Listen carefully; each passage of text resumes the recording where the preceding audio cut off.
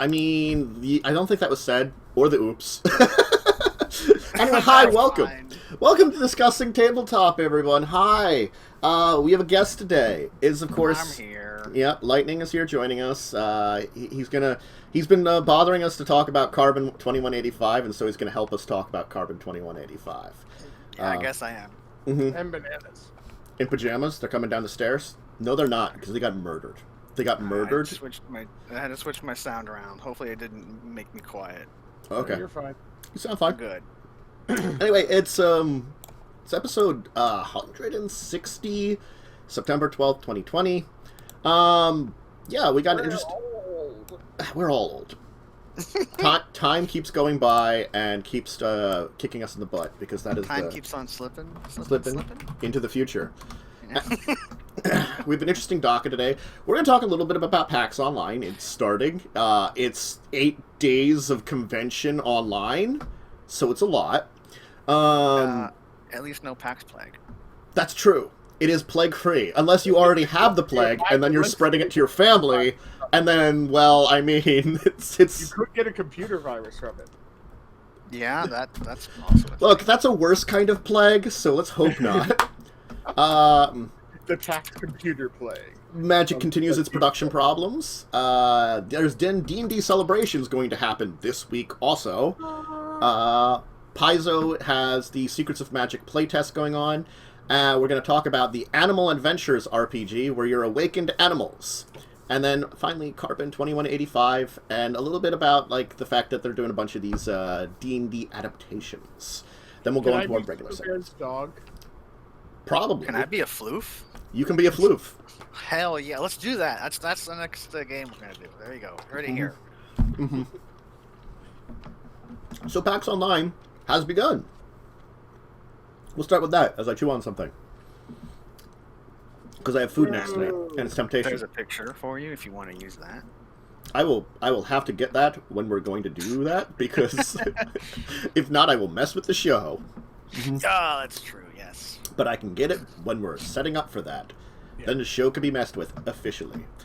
Yeah, so the fact is this is very interesting, and we talked a little bit about previously, but I did actually manage to get into the getting a media for it, but I don't even know what that actually gives me. You know? Probably easier ability to talk to people. I am in a media lounge, which it took a lot of like steps in order to get into, like on their Discord. Ah. Yeah, it's okay. I'm sure I could like be like, hello folks, how are those things? All these people that I don't know that are all in the same spot and all could talk, and you know, it's like it's a Discord area. Granted, it is like, yes, media people, but it's just a Discord area. It's like not organized like for people. It's like the thing about the media lounge at the PAXs I've been to is you can go in there and you could totally hold a conversation with someone, but then you have that conversation with that person, you know? Yeah. Or you could just be in there to relax. Yeah, the purpose of the media lounge was either to bring interviews in there so you have a quiet place to talk, or to stream from, or just to, a place for you to easily store your crap and not have to pay for it. But this, and like chill out.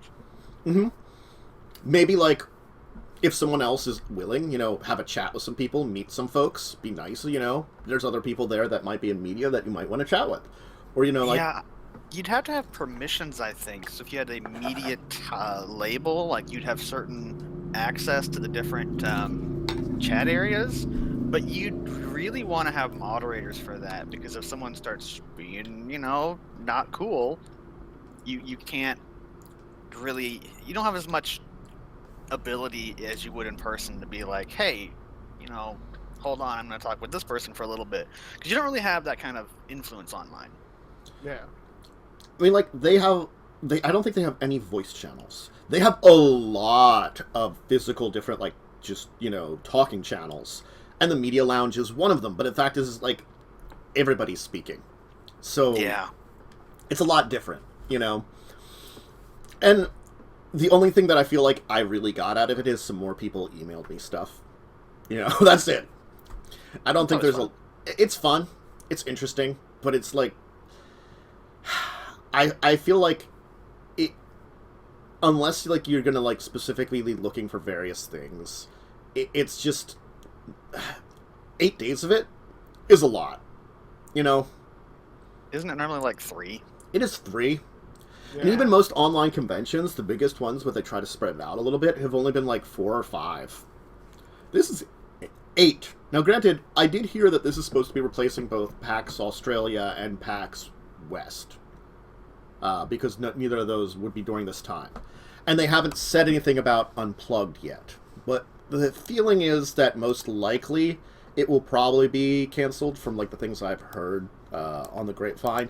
Just because it's not expected that things will necessarily be better at the end of the year. And that's in late November. Yeah, November 20th through the 22nd. Yeah. Scheduled to be. I don't... No. They haven't even... Not over top of it. They haven't even done registration yet, so... No, and it's weird at this point. Well, again, as I said, when this is done, we're going to hear an announcement about Unplugged. I think that's how it's going to be. But, yeah, so, I mean, like... Granted... The thing is, if they don't do an Unplugged online, you think they would have wanted to announce it beforehand? You got to drive up more people doing this one. Yeah. Now, granted, they have 3 Twitch channels, so I think that helps a lot, that they can split up material. But I, like, look at their schedule, and they have holes in it. You know, granted, they're not huge holes, but, like, they're enough that I'm like, why do you need so much time? Or did you just not fill it? Like, and they have things that are, like... more people, Yeah. or... Well, some of these are going on at the same time, also, you know? So Is this the first time they've done big online like this? Yes. Yeah. That A could lot be of fine. a lot of conventions are just doing the online this year, but they're not the first convention to do online. So I think they could have learned from like Gen Con online. Gen Con did their thing online. You could have learned them that and everything they did. And a lot of the smaller game companies, rather than going to these places, have been having their own like online conventions, which is something we talked about previously. Is they're doing multiple ones, which I'm like, they're just keynote addresses. Then they should stop calling them conventions and just have keynote addresses, because it's really what it is. And it's an excuse also to have sales during their keynote address. You know, it's all it is. Because now I noticed, like, a little side note here, Renegade Studios is doing a second con in the fall now.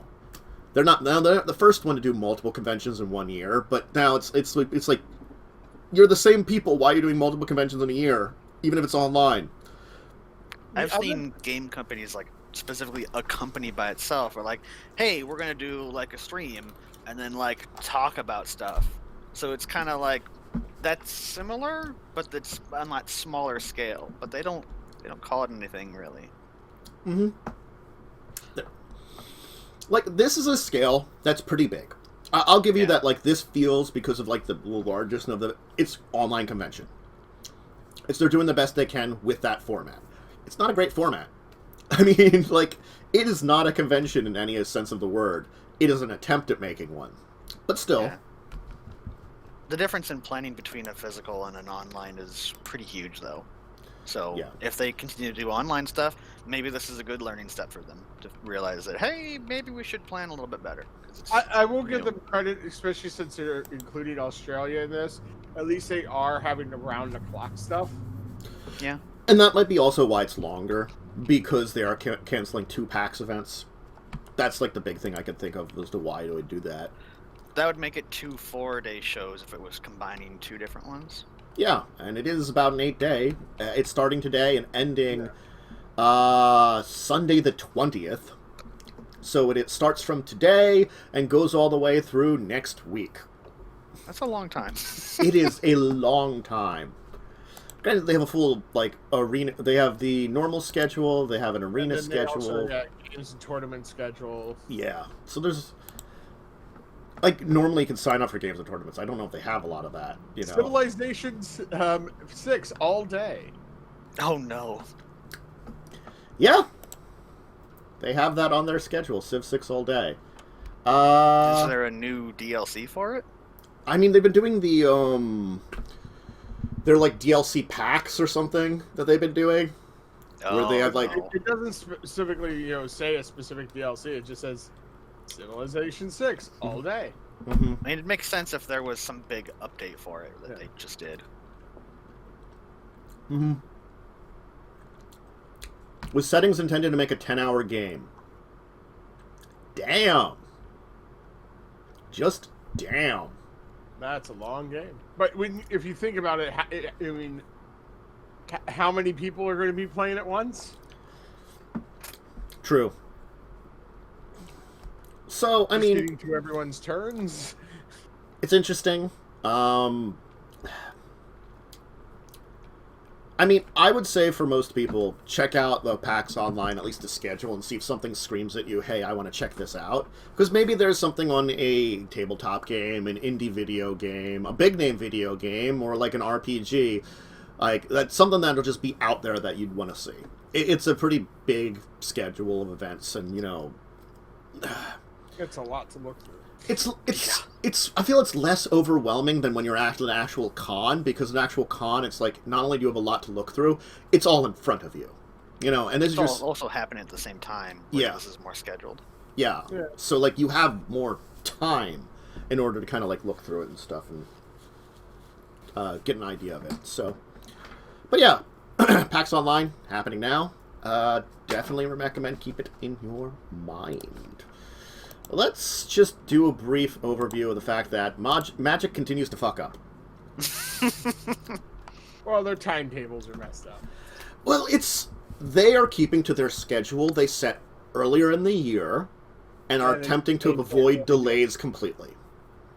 And they can't. Pretty much everyone is expected delays. Like, every game and every company is like, yeah, there's going to be delays. But they are not talking about it until, like, close. Let me put it this way.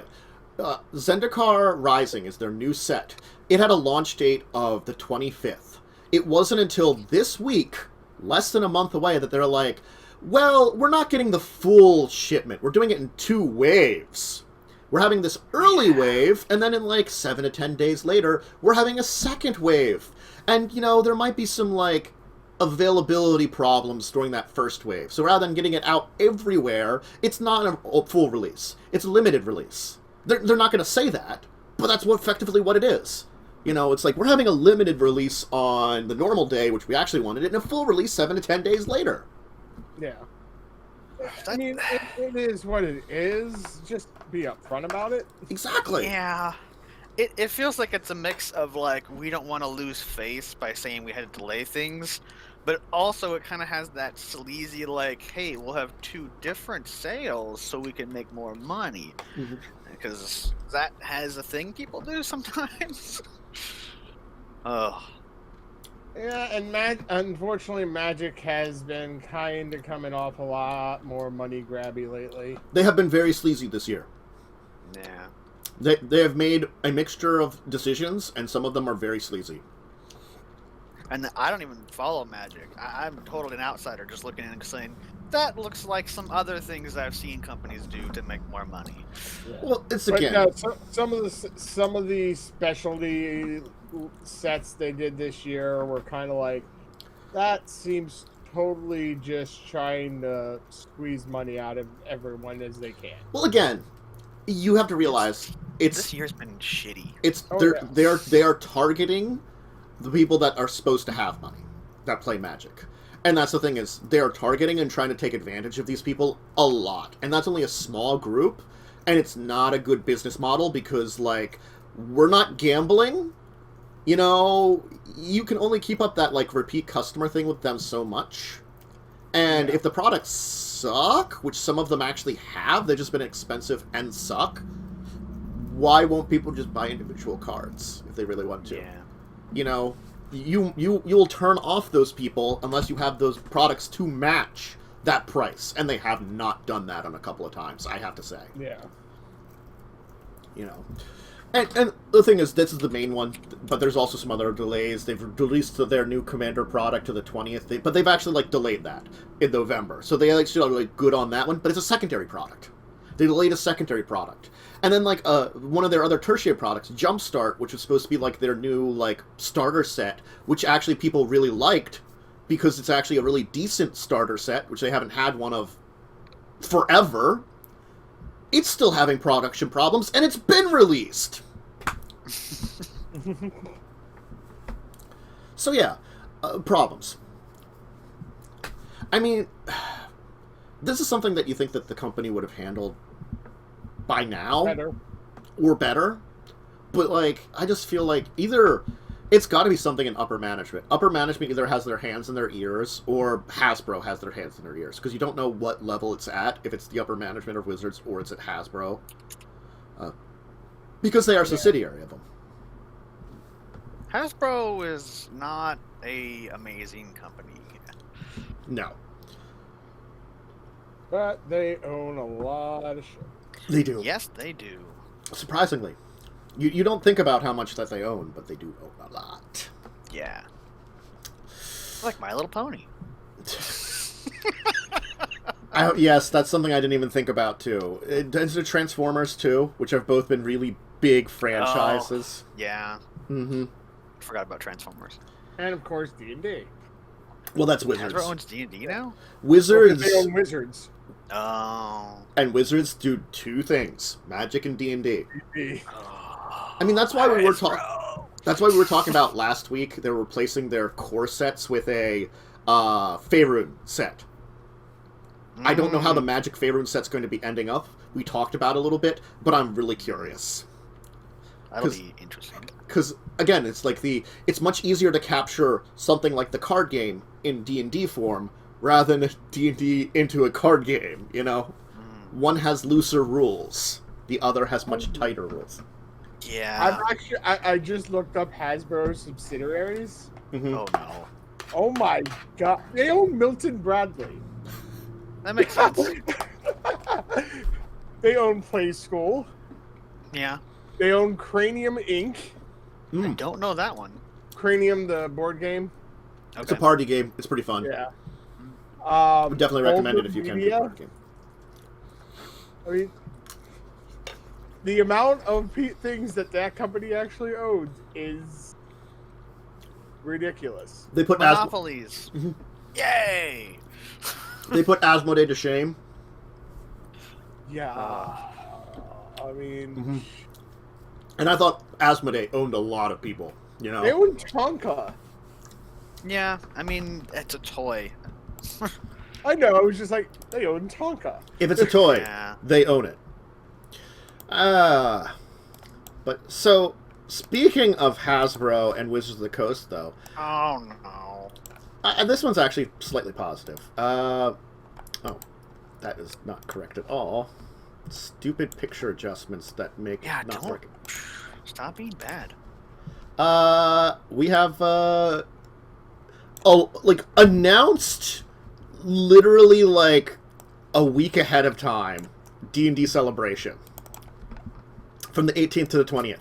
Like, I'm sorry, like I weekly check at least the news on like both D&D and Magic and read through their stuff, because they're pretty big, you know, they're the big collectible card game, they're the big RPG. And they didn't announce this until this week. Their D&D Celebration for 2020. Yeah. Now, granted, their previous D&D Celebration was kind of insane. They had, like, a big Twitch event. They brought in a lot of people. They had them all get together and, like, stream in a place and stuff. Will, who all three of us know, he went to that because Daleric went with a group of people. Yeah.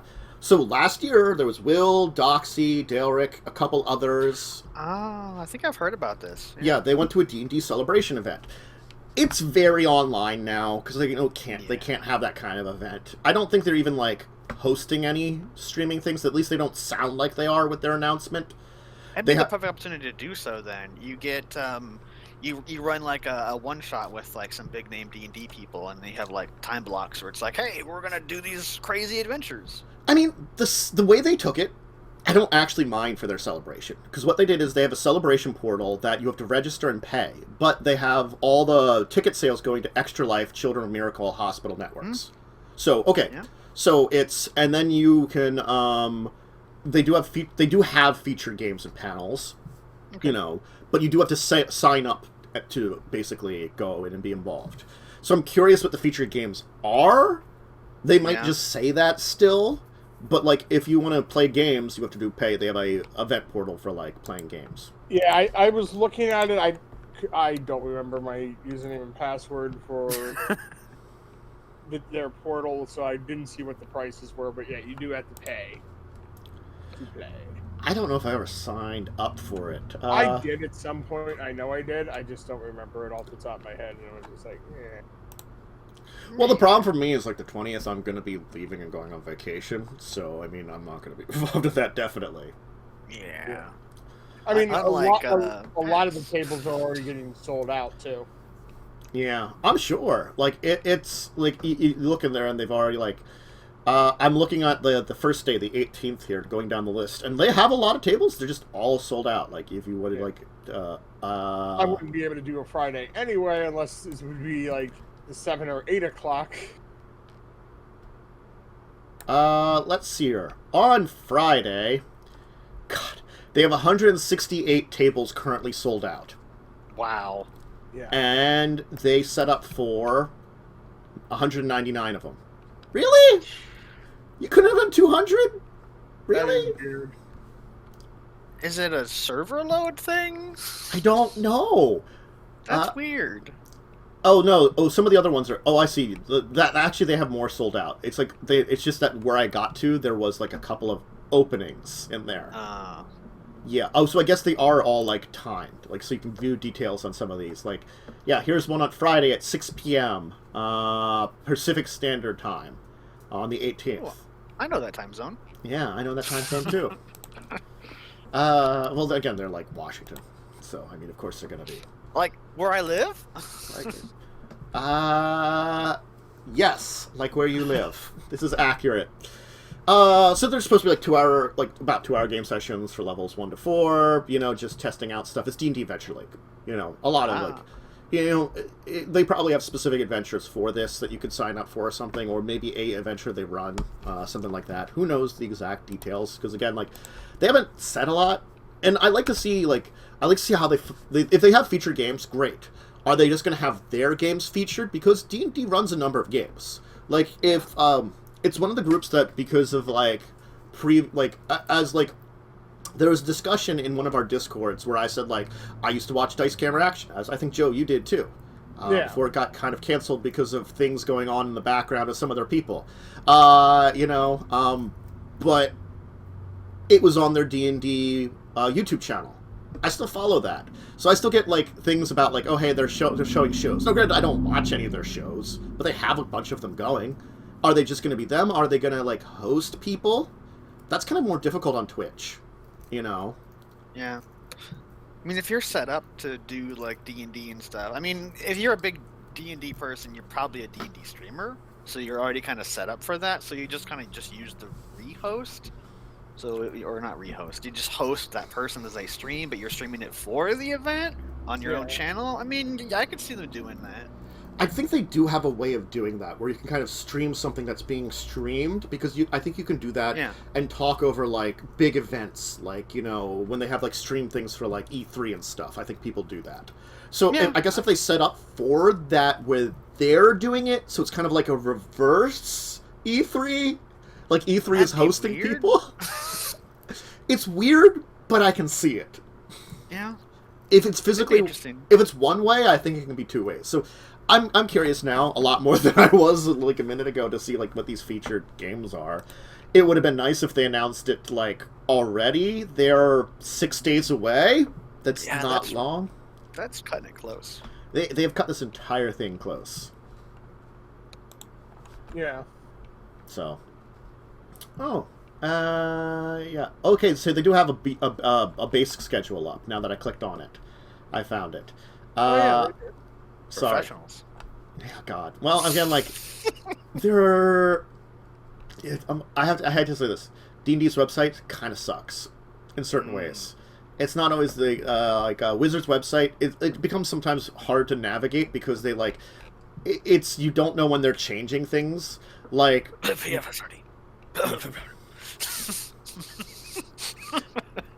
Look, they never needed to fix it. They're just like, it's information if you want something.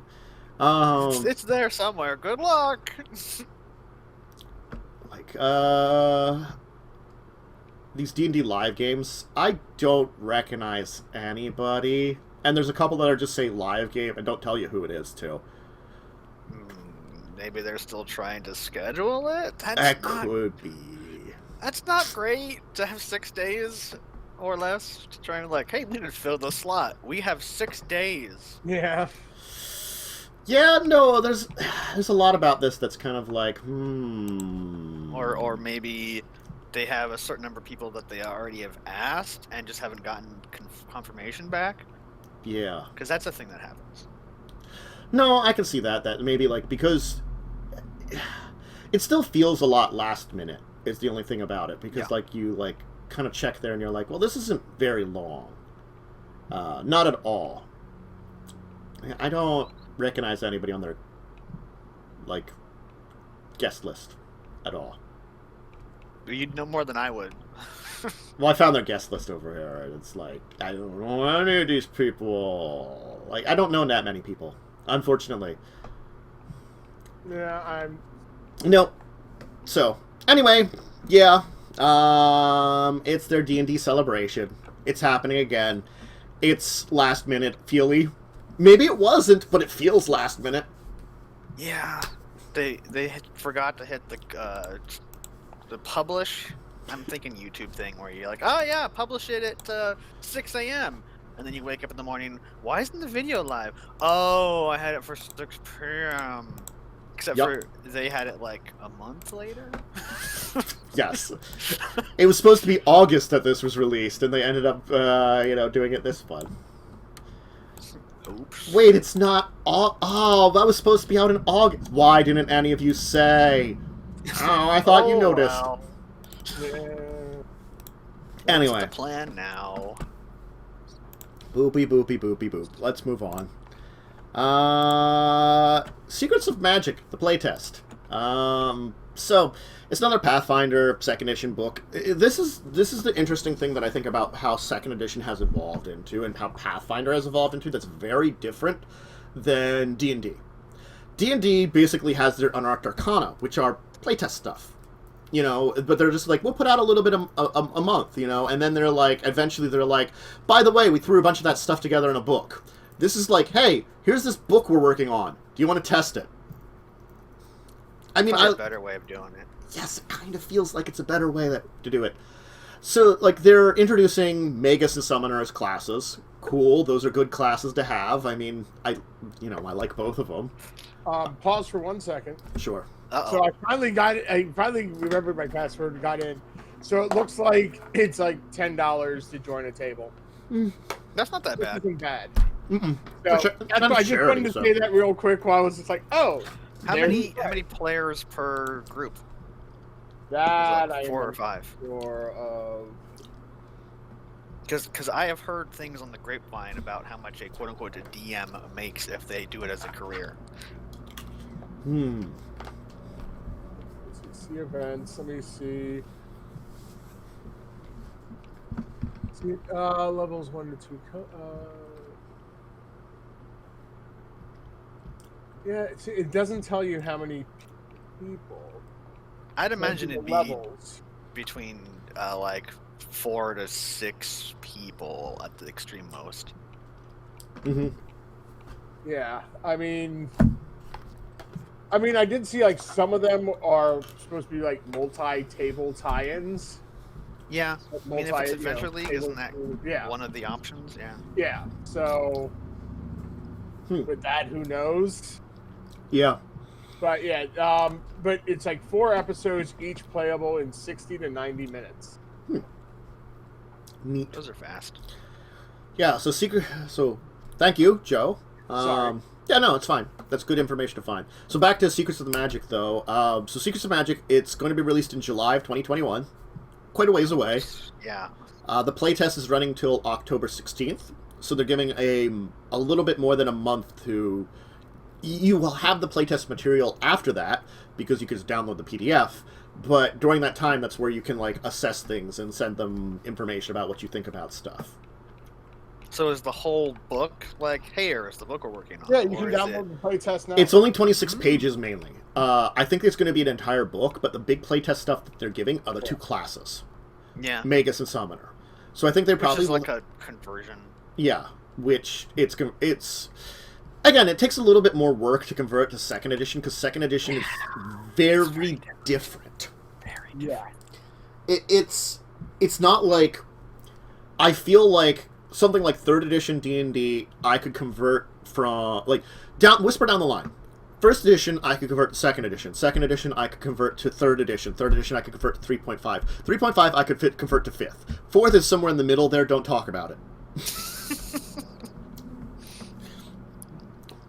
There are 3rd edition things. 5 to 5th is a little hard. Even from 3.5 to 5th is not easy, but you can get an idea of where to convert a lot of stuff. Yeah. There's a lot, like 4th edition is sort of like how 1st and 2nd edition Pathfinder went. They went on a side tangent to be kind of their own thing a little bit. Now granted, 4th edition D&D went a lot farther than 2nd edition Pathfinder went, I'm going to say, so converting to that system is just like, Oh yeah. I'm not going to even try it. And the reason I would say it's a little difficult going from 3.5 to 5th is just a lot less options. Mm-hmm.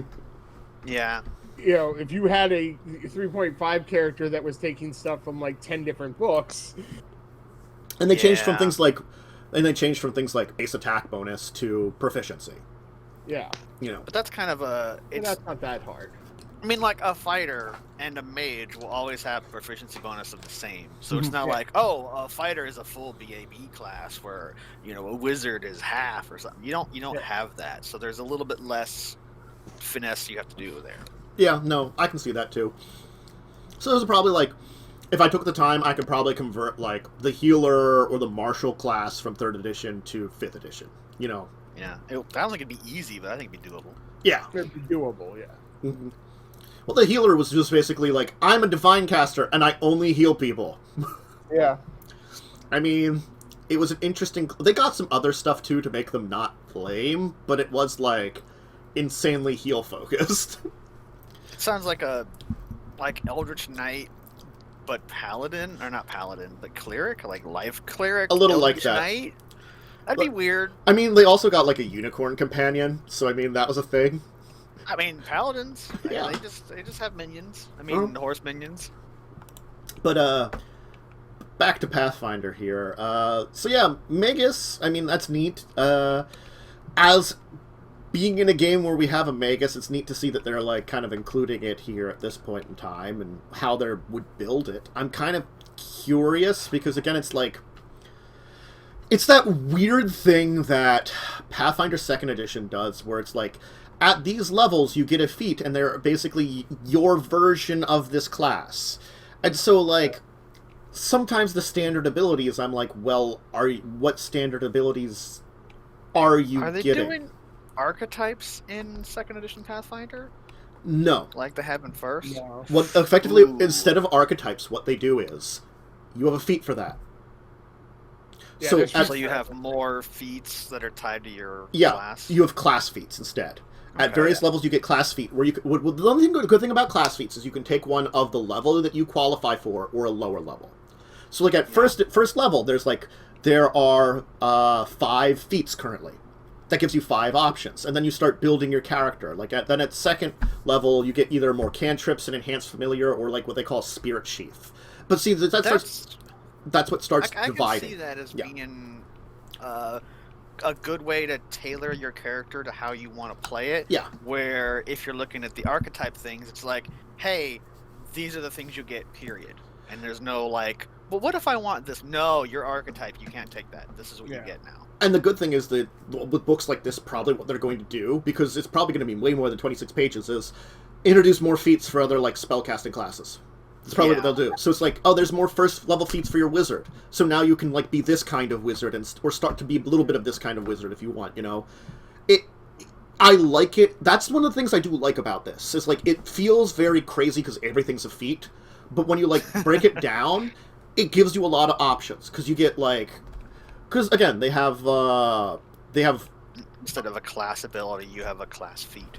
you have like Magus feats, You have general feats, which are their own thing still. You have skill-based Racial feats. feats. And then, I'm sorry, ancestry feats, which are racial feats. Yeah. Ancestry, Which is another way that, like, you don't have to take... the traits? It's like, it takes away, like, instead of, like, you get the normal basic traits for a race, you choose feats for it and kind of build your race, kind of, too. That's weird, but I don't dislike it. Well, but think about it this way. It's basically like, maybe there's X amount of traits that this race could possibly have. Yeah. Okay, Like you're tiefling. genetically, you inherited these. Yeah. I think that's an interesting way of doing it. And it's kind of like because- some of those, like, racial feats you'd get before, except now you get them, like they just build them into your character, you know? So it's like you just get some of them at certain levels.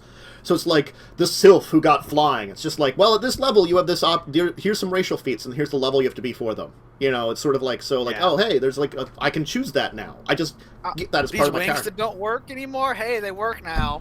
That's weird. Yeah. And even like the skill feats I found interesting because it adds like dynamic ways that you can affect your skills and makes your skills part of your character. You know, Well, maybe you matured into them. so like, Yeah, there you go. this is part of second edition. I like, you know, it's confusing. It's confusing, but I like the idea behind it. Yeah, I've I mean, heard some stuff that's like It crazy. gives you more options. Overall, I'm more of a fan of first edition. I can understand that. First edition, as much as it has this complexity that was built over time, its complexity is there, but it's like it's complex in a different way. I'm That's just just gonna remind Chances of the conversation we had about first edition Pathfinder like a day or two ago about how they get into specifics for no reason. yes. I'm not arguing with that. If this is the thing, then you have to do this with that. Okay, that's like a 3-sentence line you could have shortened to like 5 words. Again, it's the building rules off of rules off of rules, is you have to remember the old rules and mention them because people will remember the old rules. For someone That's new, not great. for someone I think new coming in, it's stupidly over complex. But for old people, that's what it's really there for. I think it's Yeah. interesting that with cantrips, it's like you get 5. You start with 5, you end with 5. I mean, that's That not simplifies it. it simplifies Yeah. it. And like again, like as I mentioned, like I've been noticed like there's the second Feats level for cantrip expansion for Magus that you get 2 extra. Yeah, I mean, that, there's feats that you can get more, yes. Mhm. But I was just thought, but it's just like 5 all the way down to life. Okay. I'd like to make the joke of the people that say there's an app for that. In first or second edition Pathfinder, it would be there's a feat for that. Yes. There's a feat for that. Yeah. I'm just also It's- I curious, want to like, grow claws out of my butt. There's a feat for that. I mean, there wasn't. There Well, it might was be also now. there was also like it was the interesting thing that there was not a feat for an oracle to take an ability from another one of the mystery. Oh, yeah, that's dumb. There was a third party one to do it with like horrible requirements, and it was like it wasn't even that you got it; it's you got the option to do it, which was just dumb. Like Yeah. if it had the horrible requirements, fine, you know. That's not something I'm part of it. But the fact is, giving you the option of something with a feat, you're not actually getting anything with that feat. Because Feats there's never the work like feat that. Extra revelations. It's just a feat. Yeah, there's fractional relations, but it can take multiple times. Like there's other things like things like ninja trick, like take a ninja trick, which is something a rogue gets. They can only take it once, but they have an option from something else. I can't see why no one ever said to be like, well, you know, there's an option for like they have it for sorcerer. For bloodlines, where I'm like, Yes. well, I qualified sort of with these requirements. I could take this bloodline power with this feat. The feat gives it to me, not the class ability. And a bloodline power is like as powerful as a revelation. So, I mean, I gave it to Lightning that he could take. And the only one was the channel for Oracle, like that Life Oracle Yeah. skit. And I'm like, that's fine. You know, it's just like, why didn't this exist? It's like they have a feat for scratching your ass and like patting your head at the same time, and you know, gaining some kind of special power for it. But they don't have that. What is it? The math thing? Oh, feat sacred for- geometry, There which you go. Umber liked. Oh, I don't know why Umber liked it. He liked it. I'm like, oh You god. liked it too. You're like, I could do that. I said it as a joke. I was never going to do it because it was a horrible amount of math I would have to do every time, and I did not feel like that. That there is an app It's for that. complicated. like that's the summary of it is it's complicated. So when is that in second edition? Probably never. Good. Can I have a dragon idol on? I mean, they have right now probably not. They only give 2 options for like an angel. One is a dragon. Is the beast one like a dragon? If you scroll down, there's bestial eidolon. Underneath that, the next page, there's devoted faggot. eidolon. Oh yeah, there's dragon. I mean, that's fine if you had an eidolon. Hell yeah, dragons. Yeah. I'm not biased. You're biased. Mm-hmm. I mean, it's neat. I would like to like these are definitely things that I'd like to see what they finally do in the end, because like there's definitely we'll have to play test it. Oh no, how awful. Playtesting 2nd edition. Oh no, how terrible. Kind of like I don't mind 2nd edition. I like it. I think I could explore it more. So the placeholder artwork isn't bad for the sketching of it. That's true. Did I switch that? I don't think I switched that over artwork here. That's fine. Has been switched. No, I was gonna throw up the playtest. Your brain has been switched. Art. Yeah, that was yesterday. I had no brain. It was fine. We didn't need one. Brain is brain. What is brain? We got goblins hanging out with us now. No, it's from the TOS.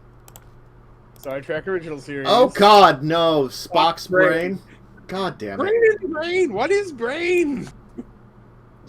I don't think I've seen that one. But it's not good. Yeah, it is the worst. Spock's brain gets okay, the ship gets taken over for a short period. Everyone goes unconscious, and when they wake up, Spock's brain is missing. That's probably not okay. Apparently, though, Vulcans can survive. Their autonomous nervous system can act on its own without the brain for a short period of time. But the thing is, in that episode, they contradict that because he's like, Vulcans are more dependent on their brain than other creatures. And it's like, but they can also survive without it longer. It's like, wait, what? And then they also turn him into a robot. They remote control Spock around. Vulcans are Superman. They can do everything. Mm-hmm. They also remote control Spock around like a robot. Yeah, I mean, that's just check it off the list. A Vulcan can do this. And then he ends up performing his own brain surgery to put his brain back in. No, that sounds about right. I mean, I bet Superman could do that too. Because Dr. McCoy loses, he gains the knowledge of how to do this, and then halfway through loses it. So Spock has to finish it. It's very dumb. Anyway. Yeah. That sounds like an episode to never watch again. It is the worst episode. Period. If you were to look up the worst episode of original series, it is the worst episode.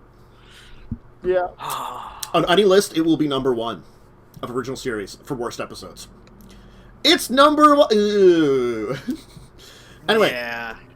Animal Adventures, an RP starter set. Let's talk about that. Your awakened animals. I mean, that's as easy as is. You know, it's like, if you look at the art, there's like a dog, a cat wizard, it looks like. Oh, hell yes. A dog with a sword. Is this game? I like how, like, the one dog in the back has, like, a rope with, like, the lantern, with, like, stick with the lantern tied to it so it can hold a lantern on its shoulder. Who tied it to him? That's why... A monkey. That's why they don't show you have a monkey there. And they do the Sif thing. They have the dog with a sword in its mouth. Yes. Sif. Best doggo. I was going to say, because the dog has a sword on its side. How is it wielding it? Magnets. Well, I mean, it's got, like, the eye patch dog, like, exclusive mini on the starter set. But then they show off, like, yeah, the dog that, like, the armored dog with the sword on its side from the pictures. And then I like the King Charles Cavalier that looks like a swashbuckler.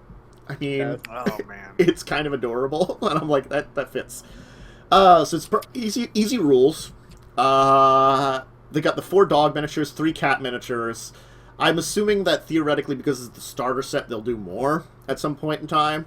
They need monkeys so they can have hands. Yes. 7 character sheets, double-sided game master scheme, tokens and dice. Scheme. Yeah. It's not a screen. screen, it's a scheme. It's a scheme.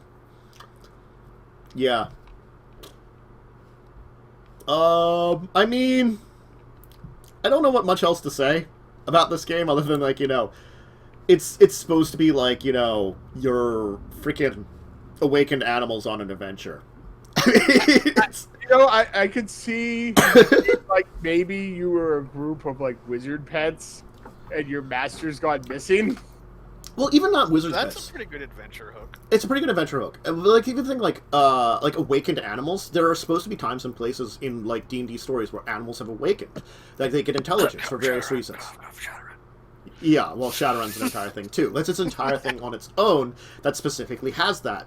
But, like, there's been rules for awakened animals in multiple editions of D&D. I don't think they've really thrown it out in 5th edition per se yet. But, like... I would not be surprised. Well, there's... I think... Isn't there the spell Awaken Animal? Yeah, I think so. Yeah, but I don't think it does what you think it does. I think it actually does give it an intelligence, like a human... I thought it was wisdom. I thought it gave it a bunch of wisdom. I will... Oh, it's the spell Awaken. A smaller... A plant or beast. It gains intelligence 10. And speak one language that you know. Yeah, so it becomes intelligent as a human. Oh, it's just forever.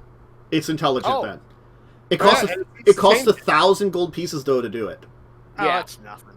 Not for an adventurer.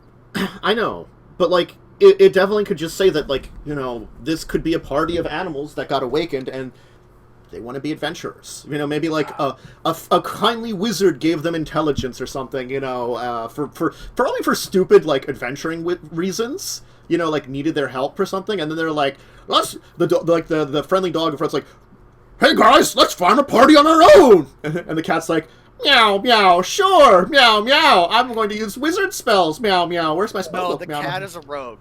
Oh, the cat's a rogue, you think? Yeah, the cat is The definitely one a rogue. cat... I mean, well, there is a cat that's a rogue, but the one cat is a wizard. Yeah. have you seen cats before? Have you owned a cat? Yeah, Cats but- are rogues. But I'm just saying... They could be the sneaky wizard- wizards. he could They could be wizard, like you know? like illusionary wizards or like Oh, yeah. I mean, enchant. cats are jerks, alright? Yeah. No, Your just- alignment as a cat is always jerk. He just cast the spell Red Dot. Oh, no! Oh. But then you lose it as a I cast concentration Red spell. Dot to distract the other animals. Yeah, red dot is a bright concentration spell. Meow meow. Don't worry, I'll get this. Meow meow. I mean, it seems silly. I'm not sure if I'm is looking silly. at the regular thing, but is it just like, because there's like, here's Cassandra, the paladin dog. Oh god, it takes 8 hours to Here's- cast Awaken. Yeah. I think that's a. They've got like Dungeons and Doggies, which they did like It seems like this company has actually put out like miniatures for awakened animals before, and they're like, I guess they were popular, so they're like, Yeah. we'll actually put out like a thing for it that people can play. Yeah. Yeah, that's weird, but all right. Yeah. I mean, as a person who enjoys animal themed things, I'm okay with this. I mean, this is like kind of like one of those ones I thought would definitely be an interesting game to try. You know, where Yeah, it's like like a little mini game. yeah, where like it's a different kind of character completely. You know, and so those are always very interesting. Like I don't know how much of a campaign you can make out of it. It's sort of like comparing it to something like, but this is like much bigger anyway. But I was comparing it to like, you know, when I played Crash Pandas with Tiv. You know, that was that is more insane. yeah. So that can only ever really be a one shot. This, you could probably take it relatively serious. I mean, it's like with all things, right? The more serious it is, the longer you can run it. Well, it could be the idea of, like, because they, like, show, like, it looks like maybe, like, a goblin in the one corner of the box art there. Maybe, like, it could be a storyline of, like, it's goblin finds a way to get power, but they're very secretive, so no one's noticed them, except for the animal adventurers, and they're animals, so no one trusts them, you know? So they have to go off on this epic quest to, like, go defeat the goblins, and they're, like, I you mean, know... I'd be 100% down for a mini adventure using this kind of stuff. That'd be cool. But I could see, like, building a campaign out of that, where you have, like, maybe not, like, a large campaign, but at least, like, a solid, like, adventure. You know, Yeah. and beyond that, I don't know. Like, it could always be like the you go on multiple adventures kind of campaign. Those aren't bad, you know.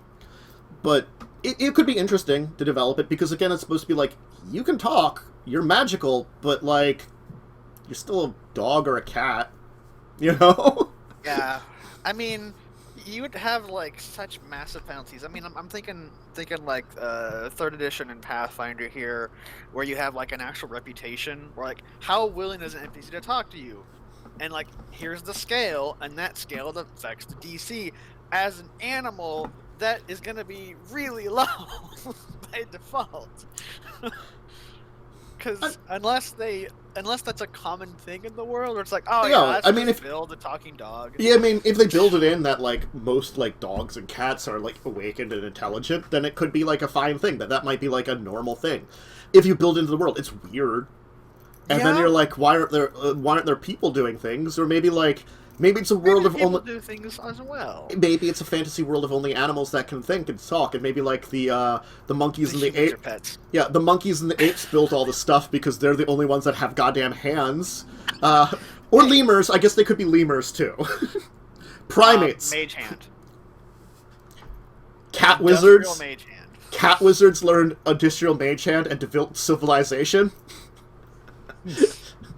But I mean, cats would probably get someone else to do it for them, because your line is jerk. Or maybe they learned summon spells to summon. Meow meow meow, do my work, meow meow. Like create golems or something that have hands, or unseen servant. Servant. Oh. Put my pants on, meow meow meow.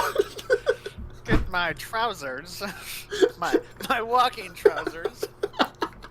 Oh crap! I have to go to the bathroom now. What do I do? I mean, servant, bring me my bathroom. Unseen servant, pull my pants down, please. I don't think they actually have like butt covers though from these pictures. I'm just saying. If it covers their genitals. I mean, I don't see that much. I'm gonna say. I'm just using the picture of the front of the box. Just saying. Uh huh. I mean, it's interesting. I mean, like, I have to say, like, the like art style they go for the animals and the costumes is just ridiculously kind of adorable. But you know, they do pretty good of like the design of it's an animal in a costume. Yeah, no, I'm down to clown. So. But, alright, Joe, did you have your thing you had to run off to, I think? Yeah, I unfortunately do have to peace out. Time limits. Yeah, time limits for Joe. My soon-to-be stepson just turned 18 last weekend, and we're having a late birthday party at his grandmother's, so... Oh, God, I'm old. Yep. Alright.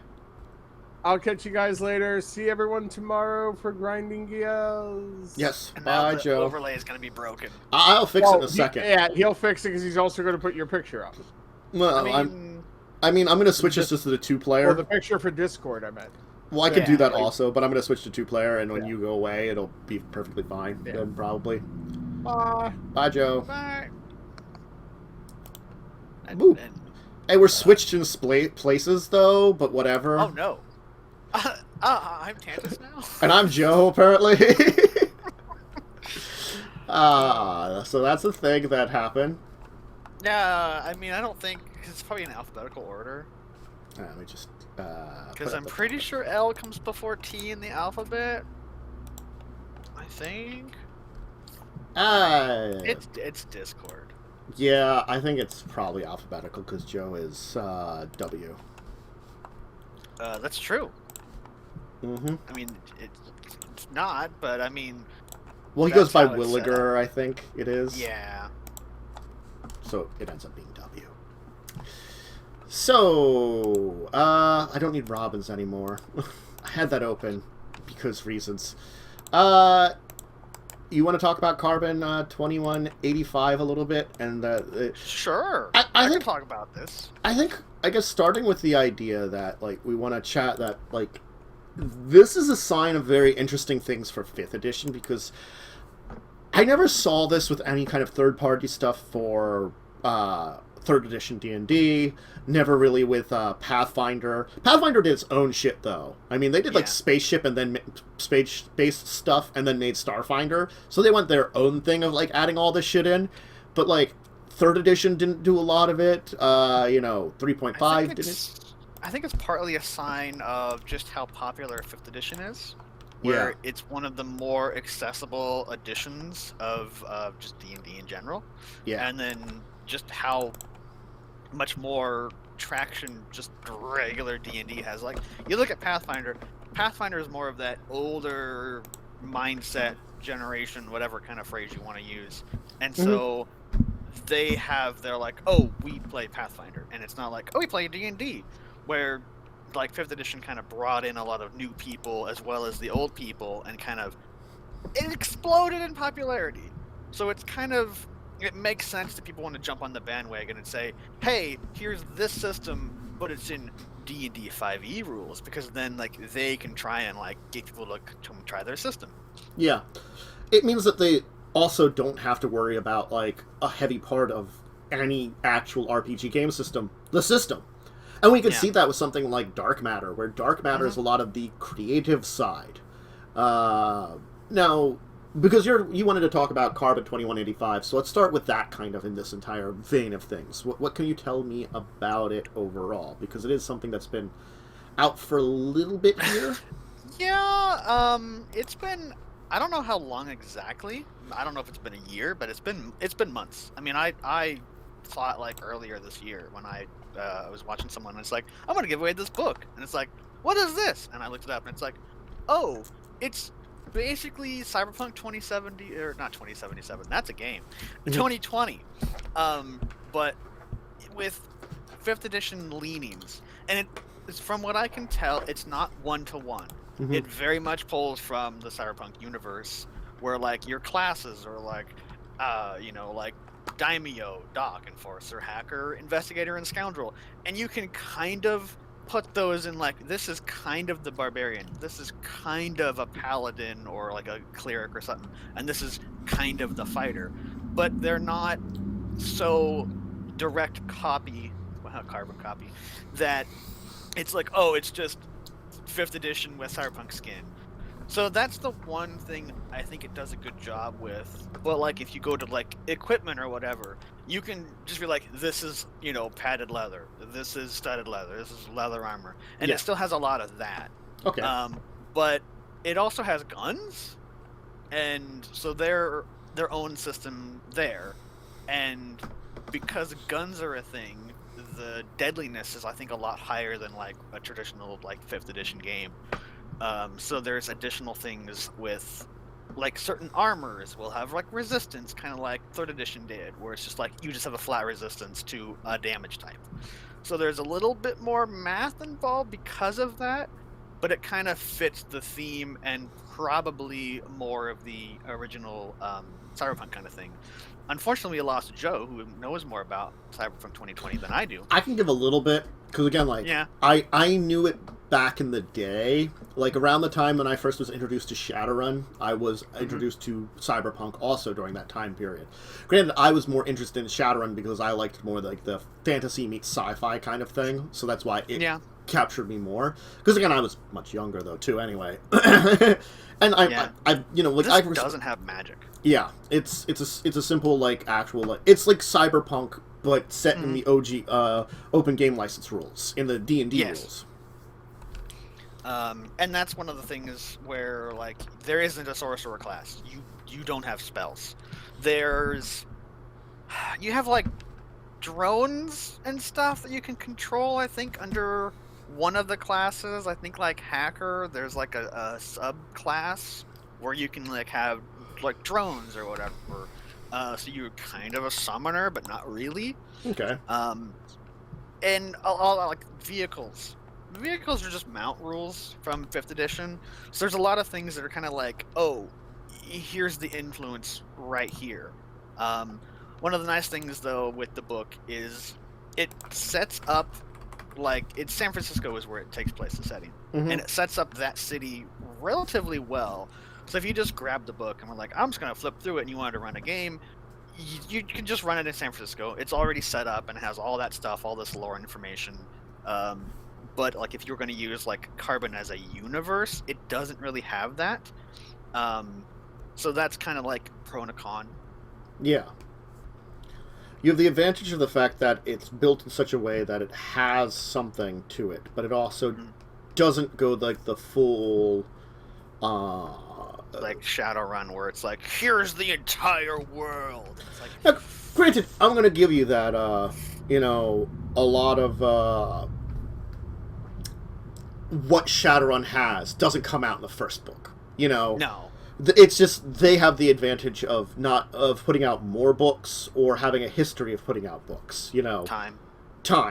Time has been a big advantage for them because, like, even if you are playing in one of the newer editions, which are going to be set in like more of the future, I could go back to a first edition book and be like, oh hey, here is this stuff on this city. Granted, like, I might not know as much about it, but.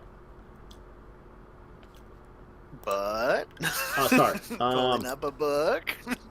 But it's like, I might know enough about the basis of it. Like, I might know, like, maybe it's 2080, but I have the 2050 information on this location.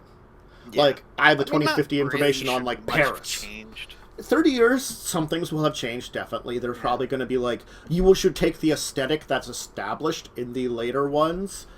But, again, it's not perfectly one-to-one anyway. Yeah, and going back, because I kind of skipped over a couple things that I wanted to talk about. One of the weird good/bad things with the Carbon is, first of all, there's two races, basically. There's humans and synthetics. But your background dictates kind of like how your character is. So, like, like Orc is a race. I'm just using that as an example. It's not really a direct translation. But, like, you could have, like, Orc as an origin, and that kind of dictates how you would play your character. It's less options, because there's not as many backgrounds as there is races in D&D. Yeah. But one of the really cool things that I liked is you kind of roll your character background. So, like, you like, oh, this is my, am I a synth or am I human? All right, then here's your origin. That kind of like is a subclass kind of thing or a subrace. Yeah. And then it's like, what kind of job did your character have? And you can like pick from a list, and then you kind of roll to see like what happened during your career, and you can kind of keep going as long as you want. With penalties, of course, your character would eventually die from age, because these things, it's like, oh, you worked for this long, and you actually literally roll that. And then like you can get money, or you can get equipment by doing that, so you can kind of set up your character like pre-adventure starting. But when the adventure starts, it's kind of like, hey, I'm sick of the corporate life, and now you're like, I'm a criminal kind of thing. Yeah. Or I'm gonna get the system. And I thought that was kind of nice, because it, for someone who can take a long time to think of a backstory, this one is like, in the character creation, it's like, roll your backstory. So I thought that was kind of neat. Yeah. I don't mind those things where it, like, adds a little bit to your backstory. And again, because you can stop wherever you want. You can be like, okay, that's very interesting. I could kind of work that into the ideas I had. If you feel like you're getting to a point where it's getting too ridiculous or something, or you're getting too old or things like that, you can kind of cut it off where you feel is appropriate, And it's the risk-reward thing. So if, like, you might get some, but you might, it's like everything adds in that you get pluses and minuses.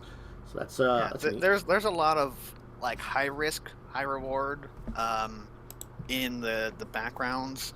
One of them, I think, is like, I think it's a military background or a police background. And it's like, you have a really high chance of getting injured, and basically, if you get injured, you're fired. So depending on when you got injured, dictates how much money you would have made. And some of them, you just don't get anything. It's like, oh, you got injured? Well, that sucks, and you're out of there. So you're really banking on like not getting hurt. And there's ways to kind of make it so you're like, if you're a really tough character, like a frontline person, a steel samurai or whatever. Or street samurai, that's what it really is. Yeah. You're less likely to be hurt, but you're gearing your character to be like, I'm going to be like a big tough melee person. So you probably would be more inclined to go with that kind of, job and history as opposed to like a face or someone who's going to talk a lot. Yeah. They're probably not going to go for those high risk jobs because they're not really going to get much out of it, and it doesn't really fit the narrative of their character. Yeah. So it's neat. Yeah. I don't know if I'll ever play in a game of it unless I badger people enough. Like, for me, I'm not necessarily like against playing in the game of it, but like again, like, I like Shadowrun. I don't mind Cyberpunk, but I'm not a big fan of like it enough to be like, say, like, I would want to run a game of it. Yeah. You know, I think that's where I'm with it. I wouldn't mind playing in it, that's for sure. You know, again, it's like each genre, different people have different loves and hates for. You know, like, I think Joe really likes like kind of like that noir, like 1940s, 1930s kind of like thing. He made his own RPG world in there. I, for one, don't mind playing in that or having that kind of style of game, but for I would not be able to run a game like that. I don't know enough or would be good enough.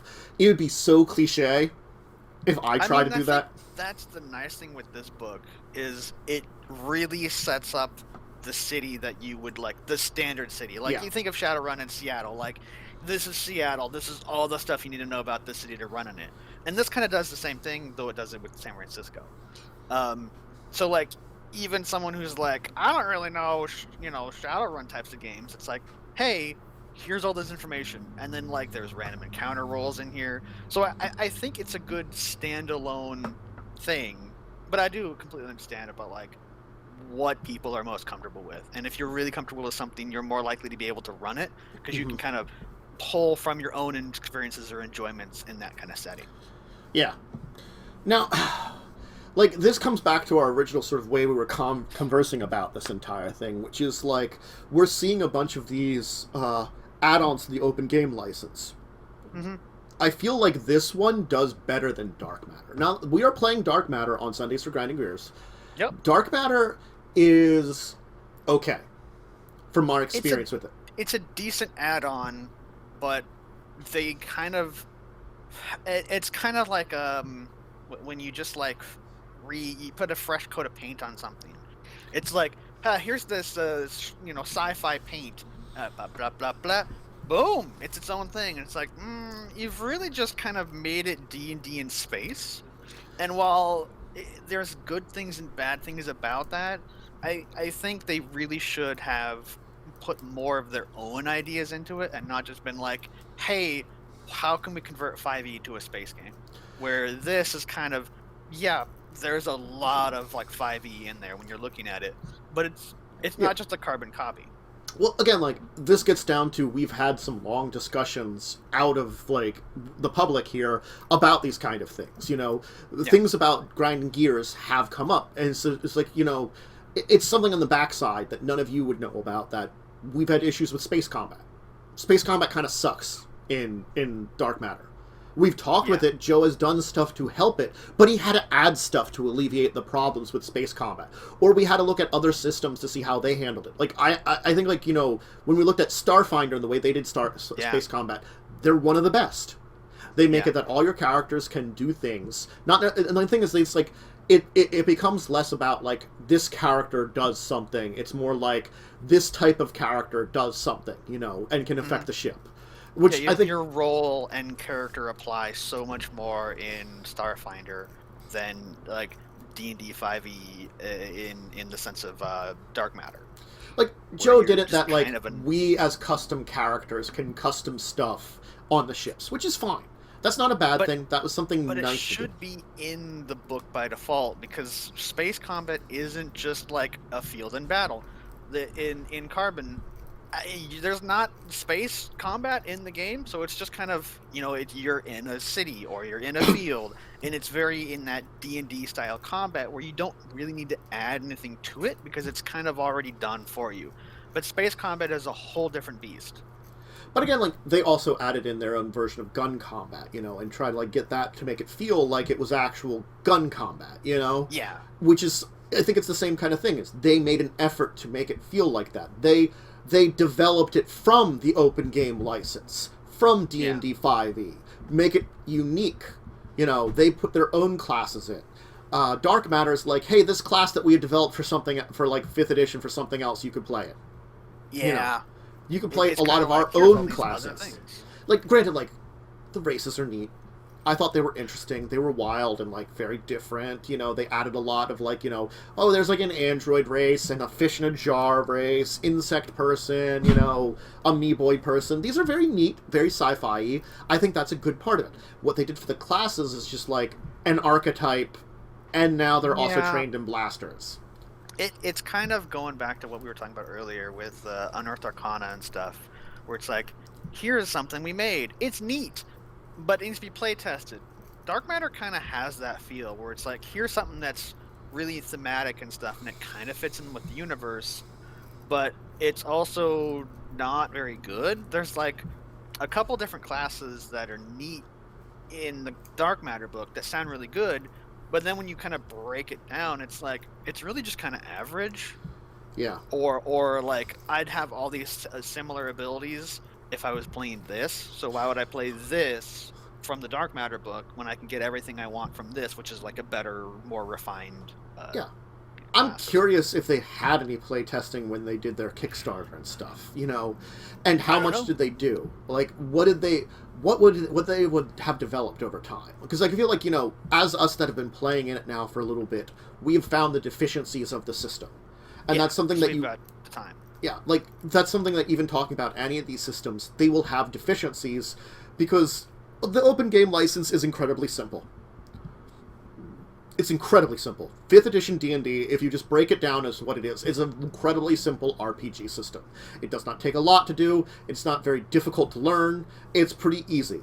You know, they've kept it very, I don't say homogenized or standardized, but they kind of have. In some ways. Like, they kept their, this is our expansive world, it's really neat, you can play in, like, Faerun or Greyhawk or whatever, and there are these really cool worlds and all this crap in them. They kept that. And all the rules are the same. But all the rules are the same. And that helps to have these cool worlds. But then when you break it down, it's like, this system is incredibly, like, just, like, there. And so, like, when you're adapting these, I think it comes down to how much they are actually adapting that game license and how much are they adding to it or not at all. And I feel like Joe's first choice would have been very different game that he was going to do, which it might have been Carbon 2185. I don't know. It was another open game license that was attached to it he was originally talking about.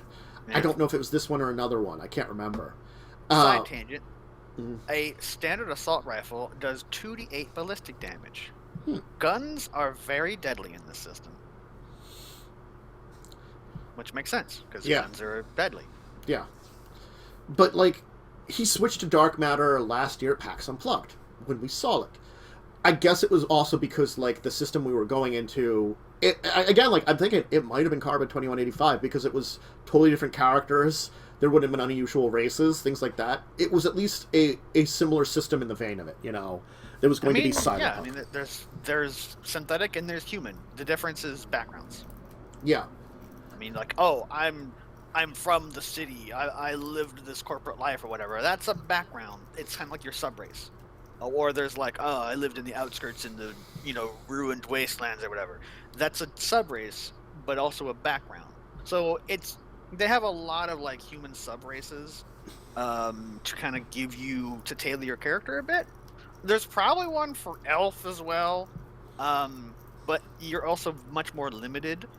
But in that regard, it helps keep it more in-universe as opposed to, oh, don't worry about it, you can just apply D&D 5e to this book because it's a supplementing. Where this is like, no, it's its own thing, and then, like, you can see the similarities in it. Yeah. Which the supplement, if it's like this is added to it, is not necessarily bad. Something I do want to kind of harken back to. There are there are plenty of good things about Dark Matter. I just think that in the case of Dark Matter, it probably would have been better to get some of their own rules on top of it. They kept things too simple, you know, or too open game license, you know. Too reliant on the core rules of 5e. Yeah. Even their blasters and stuff are incredibly simple. Yeah, it's just here's a gun that does more damage than the standard thing, but you don't get proficiency bonus to damage or something. So Yeah. it will always be this damage type. And I guess that makes sense since you're shooting a gun, but it also means that if you just get a magical bow and arrow, it can be the same damage, and that's not as interesting. Oh no, it's not radiant. Oh well. But now, I mean, if it's magic, it's magical piercing damage. Eh. Yeah. And then there's spells that like, hey, now they're magical flaming arrows because I cast this spell, because I think rangers get some kind of elemental weapon or elemental arrow spell. Mm-hmm. So it needs to kind of do its own thing more. Yeah. And it again, I feel like that's where like we kind of get into how these different the open game license has evolved, you know. Certainly it's very different than how it was back in 3rd edition. 3rd edition, you know, when people were doing stuff open game license, they were just being like, it's D&D but extra, you know, a lot of that. That was the kind of idea behind it. And I think that we've evolved as a group role-playing that when we get to this one here, they're like, what the fuck do we want to do? This? Great, we're doing it. But, no, I think Carbon 2185 is definitely an interesting game. I would like to try it, certainly. It might remind me of how, like, again, like, even if I don't remember which one it was that Joe was going to originally do for Grinding Gears, it might make me think of, like, this is how Grinding Gears could have been. Yeah, it's a much smaller scope than Dark Matter, which, I mean, again, it's one of those pro and con kind of things. With Dark Matter, you have an entire galaxy, which is cool, but it can also be a little overwhelming, where yes. With the Carbon 2185, it's like, we're mostly just set on Earth, and then specifically San Francisco, the city in our world, so that it's much more narrow in scope, which means it'd be easier to pick up, because there's less, like, extra lore you need to know. Yeah, and I think that's also, like, what we've had for problems with Dark Matter is the goddamn scope. Things are just too big, too ridiculous, too oversized.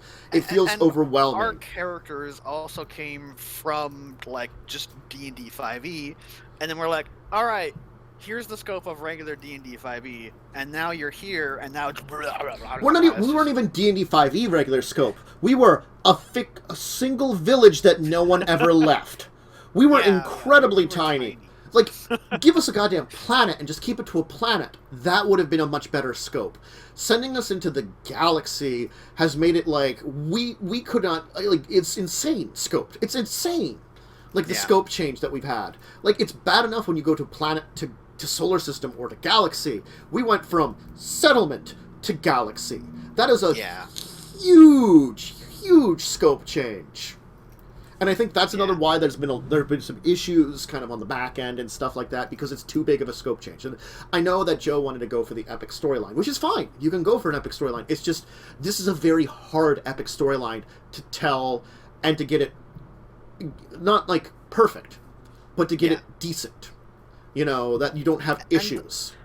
The book, the Dark Matter book, it mostly talks in, like, trying to think of the right word here, is where you kind of gloss over something, like you cover the big thing and you don't worry about the little things. It kind of does that, where it's like, hey, here's this empire and here's a little bit of lore and stuff, and then, all right, that's all you need to know, and then we're going to move on to the next big huge thing. So it doesn't have that little thing, like, oh, here's this, you know, town that you could run an adventure in or whatever. Well, I feel like it's very grand scale. I feel like they maybe wanted to do smaller scale stuff, but they just haven't at this point in time. I don't know if I don't know if it's something with the company, or it's very slow to put it out. That maybe, like, they wanted to do more books, that they'd be like, okay, here's the grand scale, here's a little detail, we're going to put a book out later on that's going to give you more detail about this, so if you want to run in this. Which I think that's what we need a little bit more of, is the lower scale, like, detail, and we only have this grand scale detail. Yeah. Again, it's like, I was going to say here just for a second, it's for a world that's trying to build a very vast world. It's sort of like whenever someone does a thing about Faerun, they're going to do a big general thing about Faerun, and oftentimes, just like in Pathfinder, like where they did a big thing on Galarian, then they did like, okay, here's a book all about Ustalav. Or even if you just don't have enough for just one of those countries, here's like 3 countries next to each other. You know, I'm going to talk much more in detail about them. You can learn about all these big cities in them. You can learn about this. But you have that big book Begin that will talk about all of the countries and all of the places, you know? So it's like you need those smaller books for those smaller details, but you do kind of start at the big side. And I understand that. It's just that when it comes down to playing in it, when you are trying to work off of a lore, if you don't have it, you're just improvising a lot, and that when you improvise, it's a 50-50 whether it works or not sometimes. Yeah. I mean, it's good in, I mean, like I always say, it's good and bad. Because with the dark matter thing, it's like, here's the big, huge, overarching world, and you can either ignore it or you can play into it. But on the low end, it really kind of needs your DM to kind of create, like, here's this one planet you're going to be like stationed on, and then like you can interact with other things like different empire level stuff, or like there's a certain like number of worlds that you go to, but you need a lot more homebrewing in that regard. So it's nice that it's open, as opposed to like you look at like Shadowrun and Seattle. I mean, a lot of that lore is already pre-established, so you can't just be like, I'm just going to make up my own Seattle. Because if you have players that come in knowing that knowledge pre-hand from the books, and you're like, hey, this is my Seattle, it's totally different. Everything they've read doesn't matter anymore. And that's not great. So you have the freedom to kind of create your own thing, but it means you need to create your own thing, because all it's covering is the grand scale. But, you know, like, then on the end, like, you know, for Shadowrun, you could just be like, hey, this big city that's, like, on a map over here, I'm going to make it all about that city instead of Seattle. You can just make up that one as your own. You don't have to alter that one. There's plenty of other places to visit. And I think that's why, like, I think Carbon 2185 has an advantage, because it is set on a much smaller scale. It's much easier. And it's like, when people say San Francisco, people know San Francisco. Like, even if I haven't been to San Francisco, I know a little bit about San Francisco because you see things in, like, movies and TV, or you hear about them in the news, or you hear what's in that city. You know, you hear things about it, because it's a big city. So it's like, even if it's like, yeah, it's 200 years in the future, you know, or like, I'm not quite 200 years, but like nearly 200 years, you know, it's a very long time in the future. You can kind of picture, even after that 200 years, how it kind of will be in a little bit. You know, you kind of get an idea of where the city is built from. Yeah, we were talking about all the space travel and stuff, and the book does reference, the Carbon book, it does reference, like, outer colonies and stuff. But it's not like, here's also the rules to play in space. It just kind of mentions them as like, yeah, there's other colonies and you could be from one. But for whatever reason, you're in San Francisco right now. They keep it simple. I like that idea that, like, you know, if you wanted to explore it in the universe, you'd have to build it yourself using the stuff that they've already established. It's homebrewing it, though. You know, and the problem with homebrewing is I try to avoid a lot of homebrewing, because when you add in a bunch of homebrewing stuff, it makes it more complicated, and you don't have that playtest or that, like, you know, stuff to back your stuff up. It's sort of like, regardless of in Children of Wrath, if there are planeswalkers, I will probably never include any of them in a direct combat with the players, because they add a different layer, and they're kind of designed in such a way that they are, like, uber powerful, not just because they have, like, class levels, but because, like, they are planeswalkers. That gives them extra power, you know. They're meant to be like, again, like, granted, they're not like gods per se. They were like that back in the old day. Technically speaking, they were near akin to gods. They lost that power. They can die now. They have, like, you know, lifespans. It's just that they still are, like, it's almost like taking, like, whatever race you are and adding a template of planeswalker. You know, half dragon. It's like, it's kind of like when you would add the half dragon template to a character.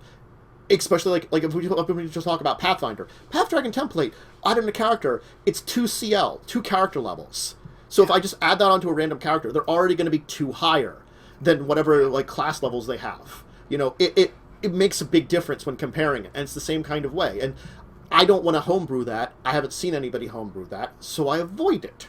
You know? Yeah. Avoid homebrewing if you don't, like, world brewing is a different thing.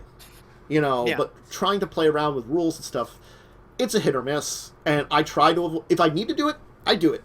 Like Joe needing to do something with the ships, I felt was important. you know. Yeah. And he did something, and like we haven't tested it yet. I'd rather not test it, but I feel like it's much better than it was. Yeah, the concept is fine. I think it's pretty good. Because so like if we talk about just 5e in general, and we can talk about action economy, and we can touch on Pathfinder 2nd Edition a little bit in this regard. In 5e, you know, you have your character, you have your movement action, your bonus action, your standard action, or attack action, or whatever. I guess it's standard action. Then you have a reaction, and then you could possibly use every single one of those on your turn, and then in certain classes get extra attacks. So like when you attack, you can attack again, or attack even again. I think Fighter gets 3 or something. Fighter gets like up to 4 or something at higher levels. I don't know if they get 4, but they'd have action surge, which gives you another action. They get up to 4 at high levels, and technically speaking, that's why I always say, like, if you're going to multi-class into Fighter, go till they get multi-attack, because the multi-attack that you get applies to whatever class you got it from. So if you just take those levels in Fighter, it doesn't matter if you're at what level you are anymore, you get the multi-attack all the way up, so you could be, like, 5th level Fighter, 15th level, like, Wizard, and be have a billion attacks for reasons. I cast 16 spells! Even though you can't do that because of spells, it's something. Yeah, 4 when they reach level 20, yeah, so... Yeah, that's a lot. Yeah. But the thing with because it's an action economy, right?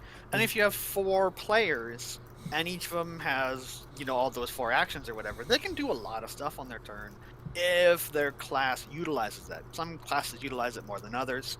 But then you go to space, and now it's like, all right, you're a crew on a ship, and the ship has the same 4 actions that a player does.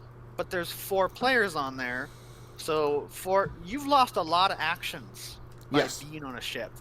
And it makes it so it doesn't really feel like you as a player have a lot of input, because I have 1 action as a player, what do I do with it, as opposed to having 4 or even 3, even 2 for some, like, a movement and an action. But like if you're playing one of those more advanced classes or more versatile classes, like a rogue, rogues can use their bonus action for a lot of things, not just, you know, offhand stabbing, even though that's, I mean, whatever, it's weird. Or maybe it's not weird. But you take like a rogue who can easily have 3 things they can do on their turn, and then now they get 1. Yeah. So it's not a great way of doing that. So you need to have the actions in space, I think, mean more, as opposed to like, I use my action to move the ship. Well, it's like, I feel like when we get down to Pathfinder / Starfinder, it was always like standard action, move action, and then you might have a swift action or an immediate action. It's either of them. But the thing is, there weren't a lot of swift actions, so you never feel like you really like losing out on it. There were some classes that had them. A lot of times it's just like, if you activate something, it's for free kind of things. It's a free action on your turn, you know, to activate a lot of stuff. So it's really a lot of that move standard. So like if you're standing around and doing stuff, it never felt terrible. Yes, we do. I do realize I'm in Joe's spot. When Joe left, we switched. Because Joe was here for a while. I have taken over the show. It is now my show. Oh, I'm sorry. I was going to do a bad Joe impression for a second there, and I decided not to because it would be really insulting. Yeah, it's fine. Anyway. Joe. The Pathfinder 2nd Edition, the 3 action thing, which you've talked about, which is kind of cool. But I was saying about, like, Starfinder and Pathfinder. Yeah. Like, so, if you can just do a standard action on your turn, it never feels bad in Pathfinder as much, or Starfinder as much. So you don't have that same kind of, like, I have to use all my actions kind of thing that 5th edition does a lot more, that I have to worry about the action economy as much. But then they kind of take it somewhere in between 2nd edition Pathfinder, where it's like, you get 3 actions. Now, everything you do will be an action, so you actually have to plan it out. Like, drawing a weapon is an action. Moving on the board is an action. So, like, if I want to come up and hit someone, I'm probably just going to be like, shink, walk up, hit. Granted, if I had a sword out and they come up to me, hit, hit, hit. Now, granted, like, my secondary hits have -5, then -10 to hit, so they're probably not going to hit. But the fact is that, like, you can do that kind of thing and kind of set yourself up for these kind of, like, ways that the build goes. And the back of my chair is breaking now, I just noticed. So, I mean, it's this, well, I mean, it's a folding chair I've been using for years out here, and I can feel like part of it's popped off of its stuff. Anyway, distraction. Oh, yeah. Good. Double distraction. That is today's show. Your That chair is the show. It's breaking. just It is. Don't bother. You can check it after we're done our show. Okay. You can check how it's working after we're done the show. Okay, kid. Bye. Don't do anything. You're gonna hit stuff and you're gonna break things and you're gonna get in trouble. This is why you have co-hosts. Because they can talk while I'm getting attacked by a small it's child. kind of amusing to see the small fist smacking you repeatedly. Please stop. Unfortunately, I've been there with nephews and nieces. Okay, go. Get out of here. Go see what's Pop-Up up to. Please leave. Go, Aurora. You're not supposed to be here. Go. Bye. Bye. Tiny child raid. Mm-hmm. Tiny child grade. What was I So saying? yeah, action economy. It's a thing. So, like, Pathfinder 2nd Edition, it hits you up with that action economy a lot more. So I can see when you're going to, like, a system where action economy is important and getting rid of action economy, it hurts a lot more. Like Starfinder, where action economy, because it's very much Pathfinder. Aurora, get going right now! I'm going now. I told you to go and you didn't. It's hard to get out of here. You're going to be in trouble when the show's done.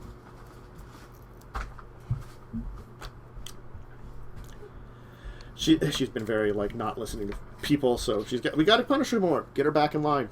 I don't know, no timeouts or something. Something like that. Anyway. As I was trying to say, like Pathfinder, Starfinder, if you look at them, there's a lot of times where you're just doing a standard action. You're like just doing that standard. That's your action economy. You know, you're not doing a lot of fancy stuff around. And so, like, when you compare it where you're on a ship where, granted, what you do matters a lot more to the ship, you know... Pathfinder? Yeah. Against Starfinder. Yeah. It doesn't matter as much that you're not doing a lot of other stuff. Where, like, your characters in 5th edition, it's important that you do those bonus actions. It's important that you might move around the board. These are important things, you know? And you're removing that importance of the characters and how they're built. And you're not expressing them on the ship at all, because you really can't. Yeah, because the ship, it becomes one entity. And it would affect the game more with more players. Like, if you only had, like, 2 players and you're doing, like, you know, a dynamic duo kind of campaign, it wouldn't affect you as much because, I mean, you know, instead of having, like, 8 actions, now you have 4. So it's half as much stuff. But when you have a large party... I think Starfinder says it best when they suggest, like, CR of space-based encounters. Subtract 2 to whatever you'd have on non-space-based encounters. Because it's going to be more difficult. Yeah, because you just have the one thing. Because you just have the one thing. So, like, normally when it's saying, like, you can fight something of your CR and possibly 2, maybe 3 CR if you really wanted, like, an epic battle that you might get beat up from. It's like subtracting 2 from that makes it, like, really close to your CR and stuff. Breeding. Yeah, personally like the idea of one thing a turn, like GURPS, each round takes a second, so each round is more like move 6 meters, next round be like ready wipe, but then full attack, 1. Again, like, that's not a bad system either. Like, that's coming down to boiling down, because that's not affecting everything. If everything is one action, it's even the enemies, you know, and that's not bad then either, you know, if you're looking into a system. That way, like... That also affects everything, where, like, in the Dark Matter, an enemy ship has the same amount of actions that you as a group does. As with that system, everyone gets a thing they can do, and it just kind of goes down the list where everyone does like a one thing. Well, that's why then it comes down to comparison. Like, if you're going, like, your CR versus their CR, it's a crapshoot. It literally is a crapshoot in space, and you don't want that in any adventures, you know? That's why they're, like, suggesting, like, go lesser. You know, and like in a D&D game, you can have cool environmental stuff that actually affects both sides equally and doesn't screw just one over. Cough, cough. No gravity. Cough, cough. I forget the other one. Anti-magic. Yeah. You know, you can have things that technically affect both sides and make for cool environment. It's kind of harder unless you're like Asteroid Zone in space. That's the only way you can really do it. Then it's like, there's asteroids in the way. Well, you could have... How many times can you throw asteroids in the way? No, I mean, asteroids is one thing, yeah, but you could have, like, radiation, Okay. or like a nebula. Okay. Nebula could give you, like, mischances.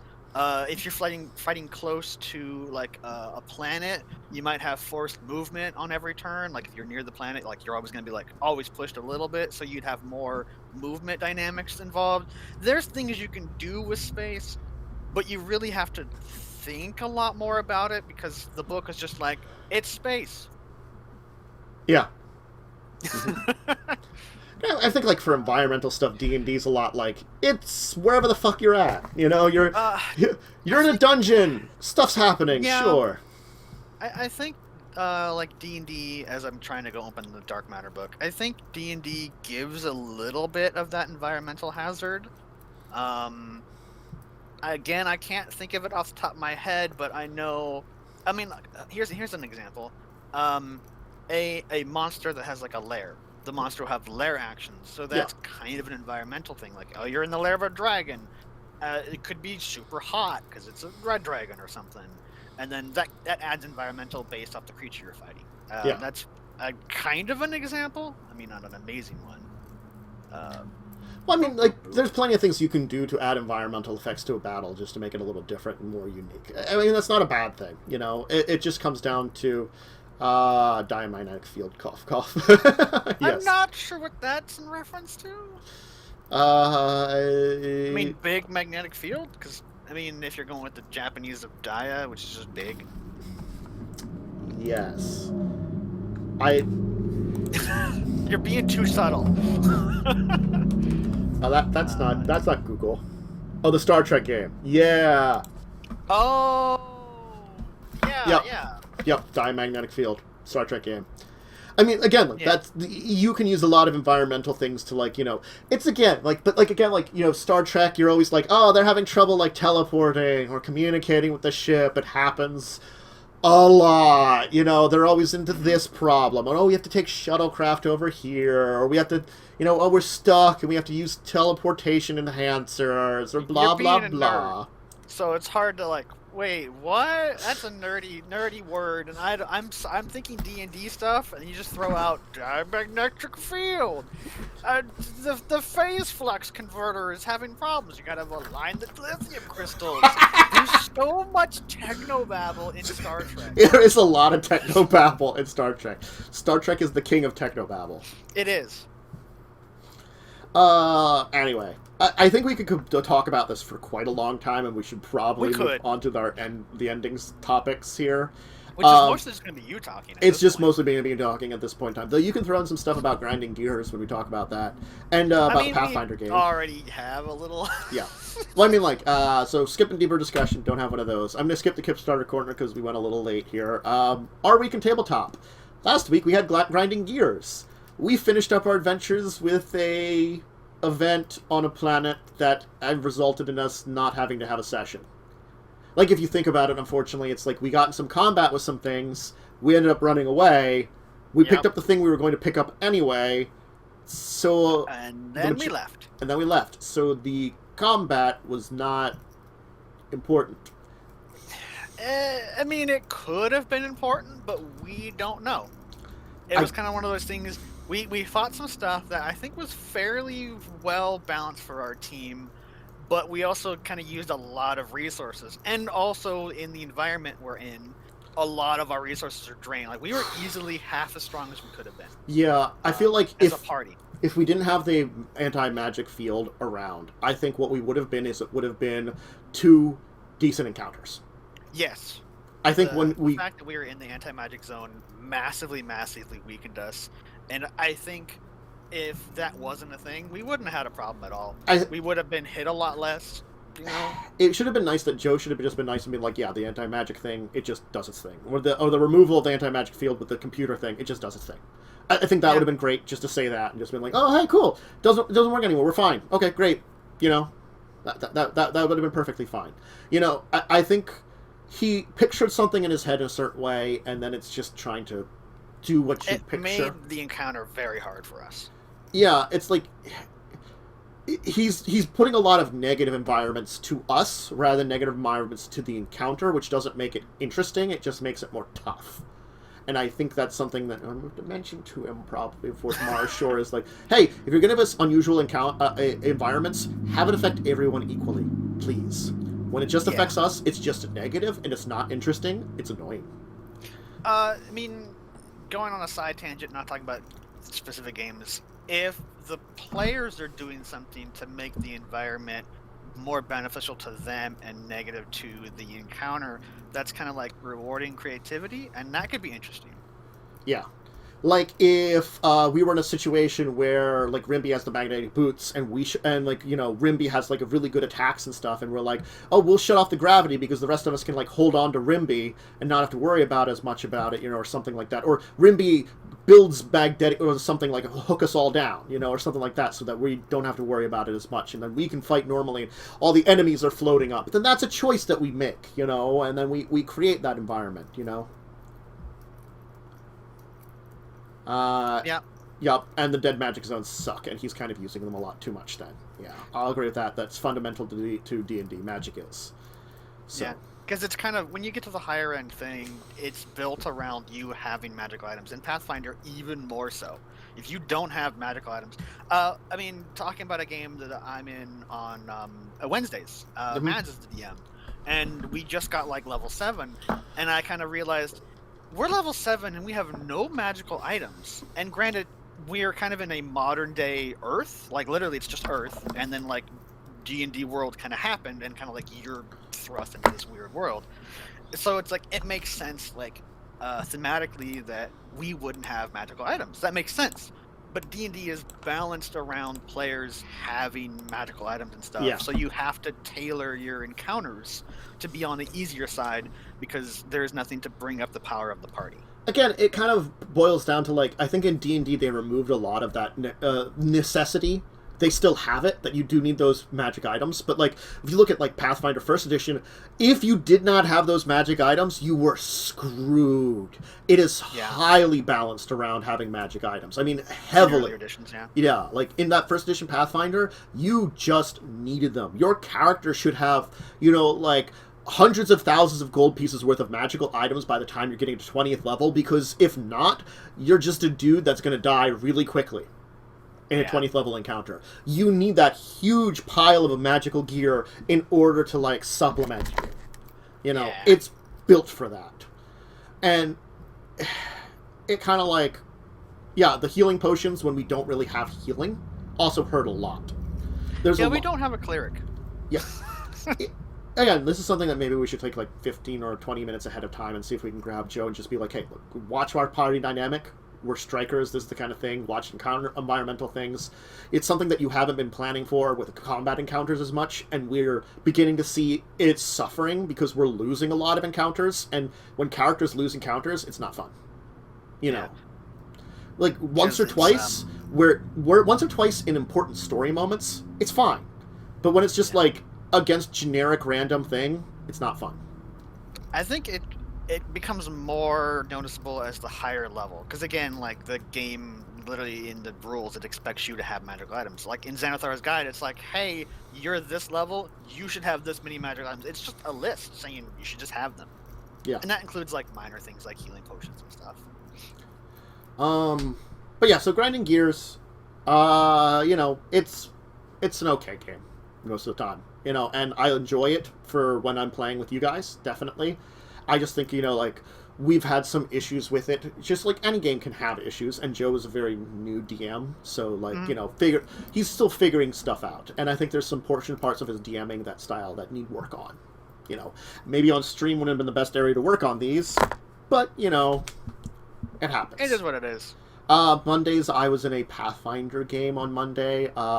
Continued to explore a place, rescued some goblins from, I don't remember what it was, but it was a stupid monster that was trying to eat it. I don't know, I was just gonna kill it. I was a giant lizard folk? I'm a lizard folk bard, so it was a giant reptilian creature from, like, the country I'm from. Can you learn enlarge person in 2nd edition Pathfinder? I can indeed. I don't know as a bard if I can learn it, but I know I could learn the spells.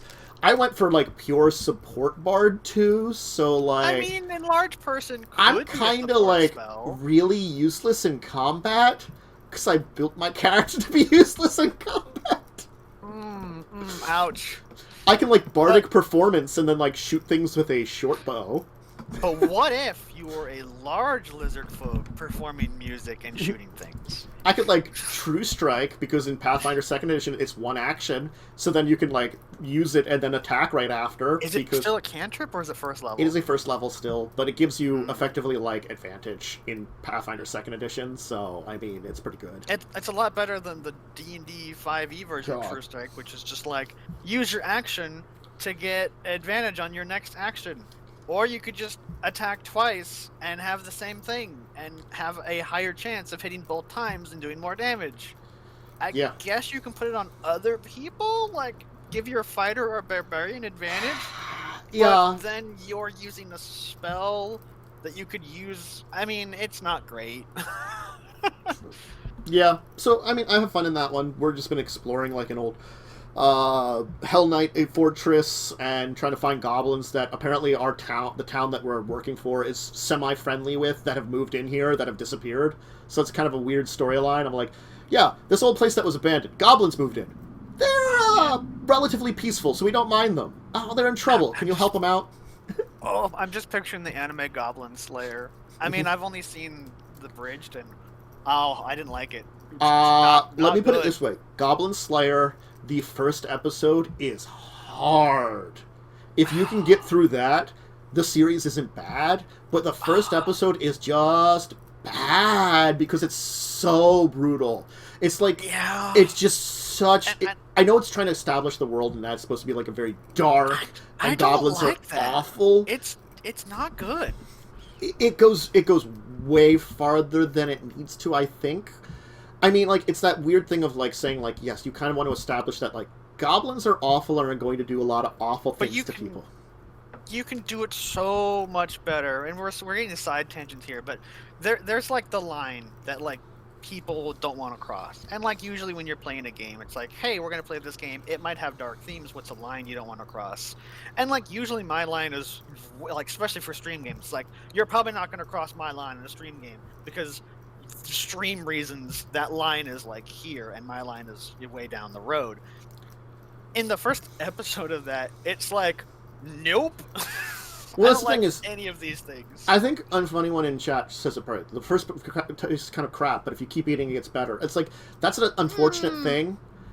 It's like, it's different than eating it because you're not tasting it, you know? You're just like, you're watching it and you're trying to experience something. So I think it's a kind of different medium than trying to eat it, but it has a kind of similar idea of like, hey, if you get past this first episode, it's actually pretty good. And I have to say, like, Goblin Slayer, I watched the entire series then. The rest of it was fine. It wasn't bad. It was a pretty good fantasy anime after that. To be fair, though, I did watch the abridged version, which probably dialed it up to 11 for comedic sake. Yeah. Which doesn't help. Well, again, like, they imply more of, like, goblins do awful things, but they don't, like, show it off the awfulness as much as they do that first episode. They, like, hit you in the face with it in the first episode. It's not great. No. Anyway, other games you're in that are Other games awful. Tuesday I had Records and Legacies. In Records, they went to a island where they're pretending to be the girlfriends of a guy and exploring a mansion exploring a mansion that may or may not be haunted and or have a murder happen in it. It's either going to be Clue or like Fatal Frame or maybe both. Oh, it's good. It was good. I liked it. Yeah, so they've been exploring the creepy mansion where creepy things are feeling out of place and stuff. I was doing that on purpose. And as I said, like, I was taking, like, inspiration of when I played the Fatal Frame games for the idea of how to design the mansion, you know? Just to add levels of creepiness like that. It's fun. It's an interesting adventure. You know, as I've said, like, that game is definitely on the back end of things. You know, they're going to probably accelerate pretty quickly towards the end once they get the artifact they're looking for. Then it's finding a person, finishing the game, you know? It's like... A lot of my games are, even Grinding Gears is sort of towards the back end, technically. Now, Grinding Gears is... The end in sight. The endings are in sight. So it's like Legacies. They finished up in Korea. They took care of Korea, they went back home. Or they are on their way back home because they had to go on, like... It was the problem of I set up, like, this is during this year, earlier, when Korea was locked down. So they had to break into Korea, They smuggled themselves into Korea, bribed a bunch of people, got into where they needed to talk to these people, talked to the right persons. Now they're bringing one of these people they had to talk to that are, like, hidden in Korea out. So they, like, get back to the port. They're like, okay, how can we get back? We're going to steal a boat. We're gonna steal a boat, like, at the beginning of the night. We're gonna like, just sail across. We're gonna find the nearest island that's, like, straight across, and we're just gonna get off. And so they're, like, in a, like, hotel or somewhere. I don't have a piece of paper in front of me. I was gonna pull up a piece of paper and it's like, let's see, do you have boat driving proficiency? I'm like, does anybody know how to do this? And we're like, how hard can it be? I mean, as a person who's, driven boats before, it's a lot different than a car. And it's also like, they're like, it's a GPS. And I'm like, well, the boat navigational system is a little different than your average GPS. It still requires a little bit. And your phones aren't going to have signal probably in the middle of the ocean. Yeah, eventually that signal will stop working unless it's a satellite phone. I don't think they have satellite No, phones. they don't. So, like, I'm like, you're going to have to do 2 checks here. One for one of you driving the boat, and at least in someone else, it could be the same person, trying to navigate. Granted, they made their checks then, and they, like one of them tried to navigate, and was like, and then, like, the other one was like, I'm just gonna check here because I'm, like, next to you and stuff, and I'm like, you're trying to go around in circles. So I mean, it's interesting. They like, for all their troubles in Japan that took, like, sessions of them trying to, like, negotiate the Kwaijin, they're just like, as soon as they get to Korea, they're like, oh my god, this is easy because we, like, took care of all this, like, setup. It's like, oh, we can. You guys, you'll let us talk to these people? Great! Can we talk to them? Great! We've communicated with them? Great! One of them's coming with us? Also great! Let's leave! Yeah. Wednesday was Carrion Crown. Floof, my Kitsune, got a new ability. We were talking about that earlier in the show. It's like, hey, here's this feat that is bad, but I understand what it's trying to do. Let's make it work like this feat, and now it's good. Yeah. So I've taken the channel energy, like what the cleric gets, tiny bugs. Well, we never really defined what kind of dragon gave you your power. We could say it was technically a good dragon, even though they're, like, a jerk for giving you your power. Like, hey, I'm gonna explode. It's like, no, I don't want this. Oh god, yeah, thank you. No, I didn't really. I mean, I joked about you with the astral dragon. It's like dream dragon because it also has a lightning breath. So it's a space dragon. I thought that would be funny. I mean, I don't know what alignment they are. It could also just been, like, a jerk silver dragon that learned, like, dream spells and was like, hey, I'm testing this out. How's it going? It wouldn't be silver. It'd have to be bronze. Oh, it would have to be bronze. Yeah. Bronze, I feel like could do it. I think copper's really the trip. Yeah, I think copper are the ones? dicks. Yeah. They're good, but they're dicks. I think bronze are neutral good. Yeah. And they're desert, I think? Something like that, yeah. I don't remember. It's hard to remember. I mean, I was joking that I have freaking Space Dragon as the thing, which is like, I'm gonna mess with this person through astral plane abilities. You're welcome! Like, goodbye! now I can channel energy. And it makes... I mean, I made the joke when we were playing the BFG from Doom. Because we walk into this thing, it's like, oh, a bunch of skeletons appear, and it's like, I walk here and channel energy, and it's like, they're all dead. Except for, like, one, because it was out of range.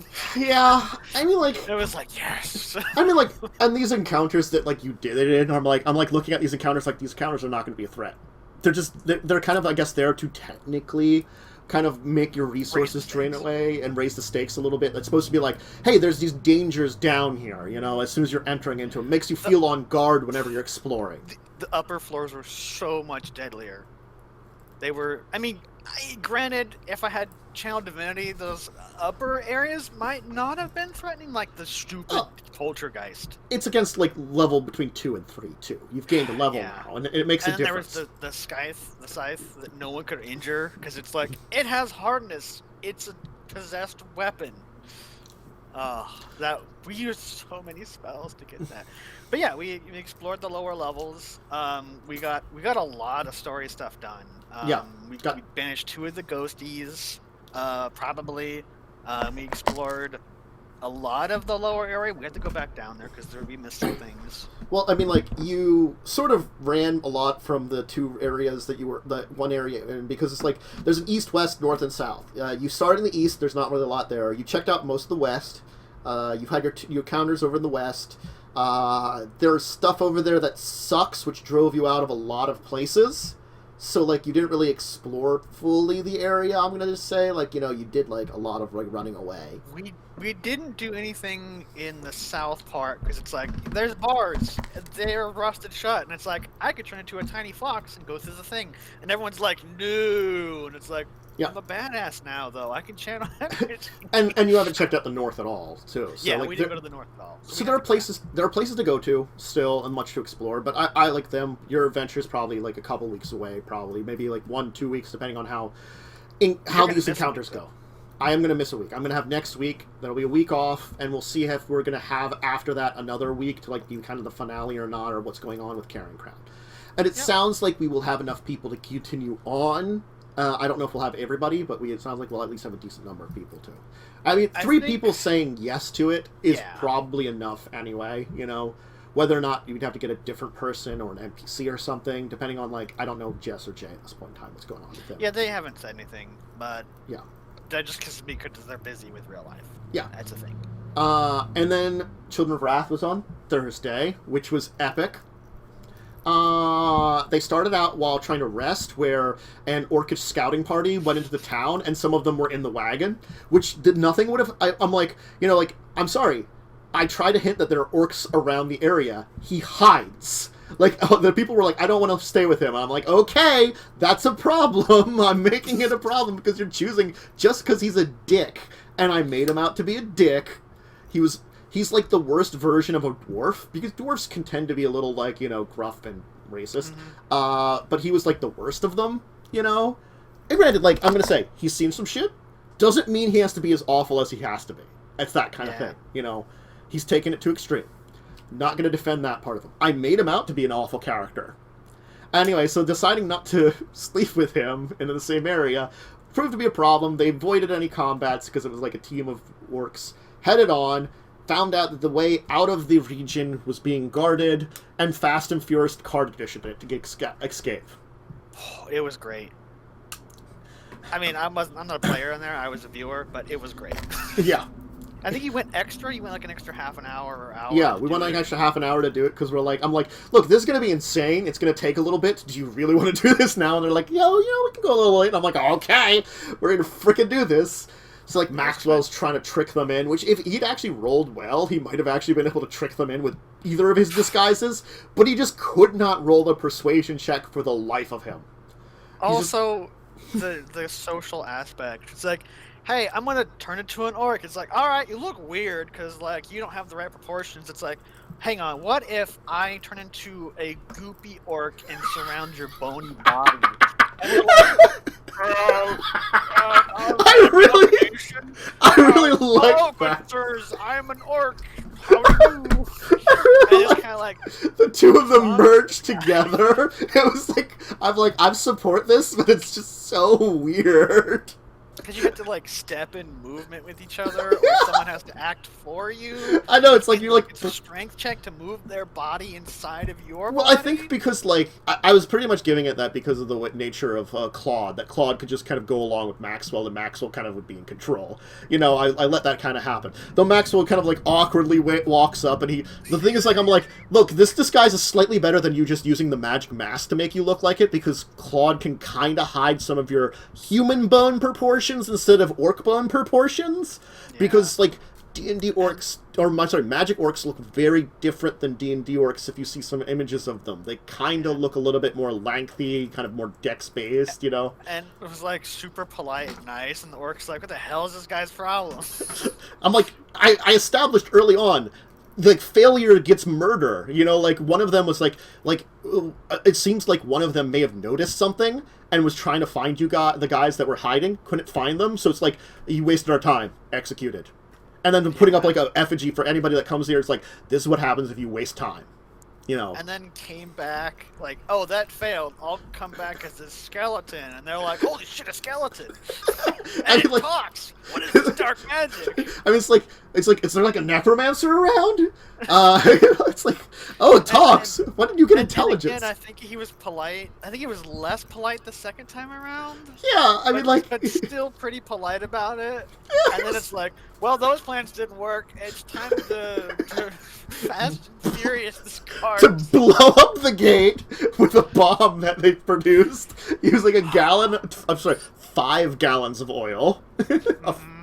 Then race the cart, magically enhancing the horse. You know, it's like enhanced ability. Horse, you now have like double carrying capacity and advantage on strength checks. Bull strength horse, bull cart. And then like jump for like mega leaping and yes, it was weird and amazing. And you should watch the VOD if it's still up. It should be still up.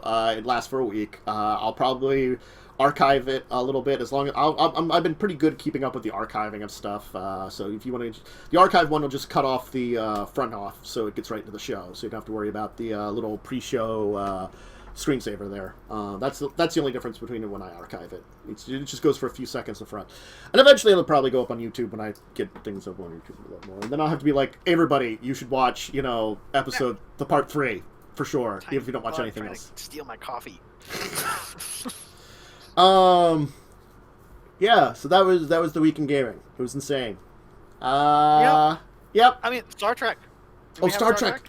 We did have Star Trek. I was kind of out of it for Star Trek, so I'm forgetting about Star Trek. I was not feeling great that day. Because you need to have less games on Tuesday. Just saying.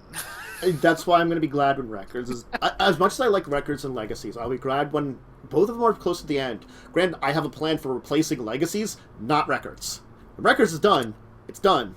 Then I'll just have Legacies, and then I get to be a player, and it's like a 3-hour difference in between, and 3 hours is enough to rest up. 1 hour in between games is just not good. Especially when you're the DM. Yes. This is a lesson I've learned over long periods of time. So yeah, Star Trek. We beamed down to a planet. I think that's where we started. Yeah, we disguised as Romulans. Yeah, which apparently... I had to step away for a little bit at the beginning. So I missed like the sciencey medical thing about, hey, we're all looking like Romulans now. We kind of decided that, like, okay, like, we didn't realize from the way that Unfunny One was describing it that they were like, when we beamed down there, we wouldn't be met by anybody because we weren't going to be. That was one of those things. We thought, like, granted, like, when he described it this time, it was like, oh, okay, like, I think, but like, we'd kind of been set on our decision to do it beforehand. But I think it still wasn't a bad thing because part of us was like, well, maybe we have to go down there still. Because the previous week, all the information we had was like, hey, there's a bunch of Romulans down there. Something you couldn't scan, which I think we later found out was a Trill. And then there was one Klingon, and that was the last time we detected. So it's like, there was an indeterminate amount of Romulans because we could have more if bad things happen. So yeah, we beamed down, looking all like Romulans. We spent a lot of time exploring an empty hallway with a couple rooms, I think. Yeah. There was a hangar with a disabled ship, like powered down, not disabled. We tried to get information from the ship. We couldn't get it. There was a generator which was working. There was like a control center which wasn't working at all. The generator was working. It was the only thing that was working, and it had something that... There was like a beam-in station as well. Yeah, beam-in station. It made it so that you were supposed to... He screwed me up with the costumes. We did. We screwed him up with the costumes a lot. Yeah. Because we also kept forgetting we disguised as Romulans. Yeah, and it's kind of like, oh, this is how they act, stupid humans. It's like, wait, we don't look like humans. It's like, oh, that's right. Yeah, none of that happens. So we have to go back in time and redo this scene. Yeah. Yep. And then like I did amazing engineer things. We managed to disable their thing that was cutting through, like making a lot of interference. It worked. Absolutely obliterated both encounters. Yeah. It's like, the dudes come up. All right.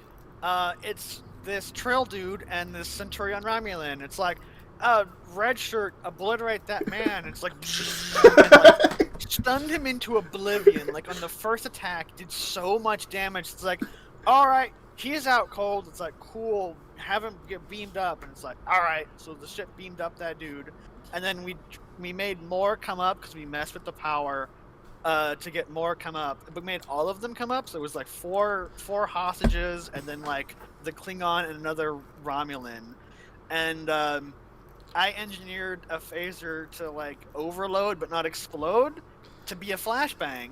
So it blinded all of them the second the thing opened up. Like, what's going on here? Oh, my eyes! So everyone is blind.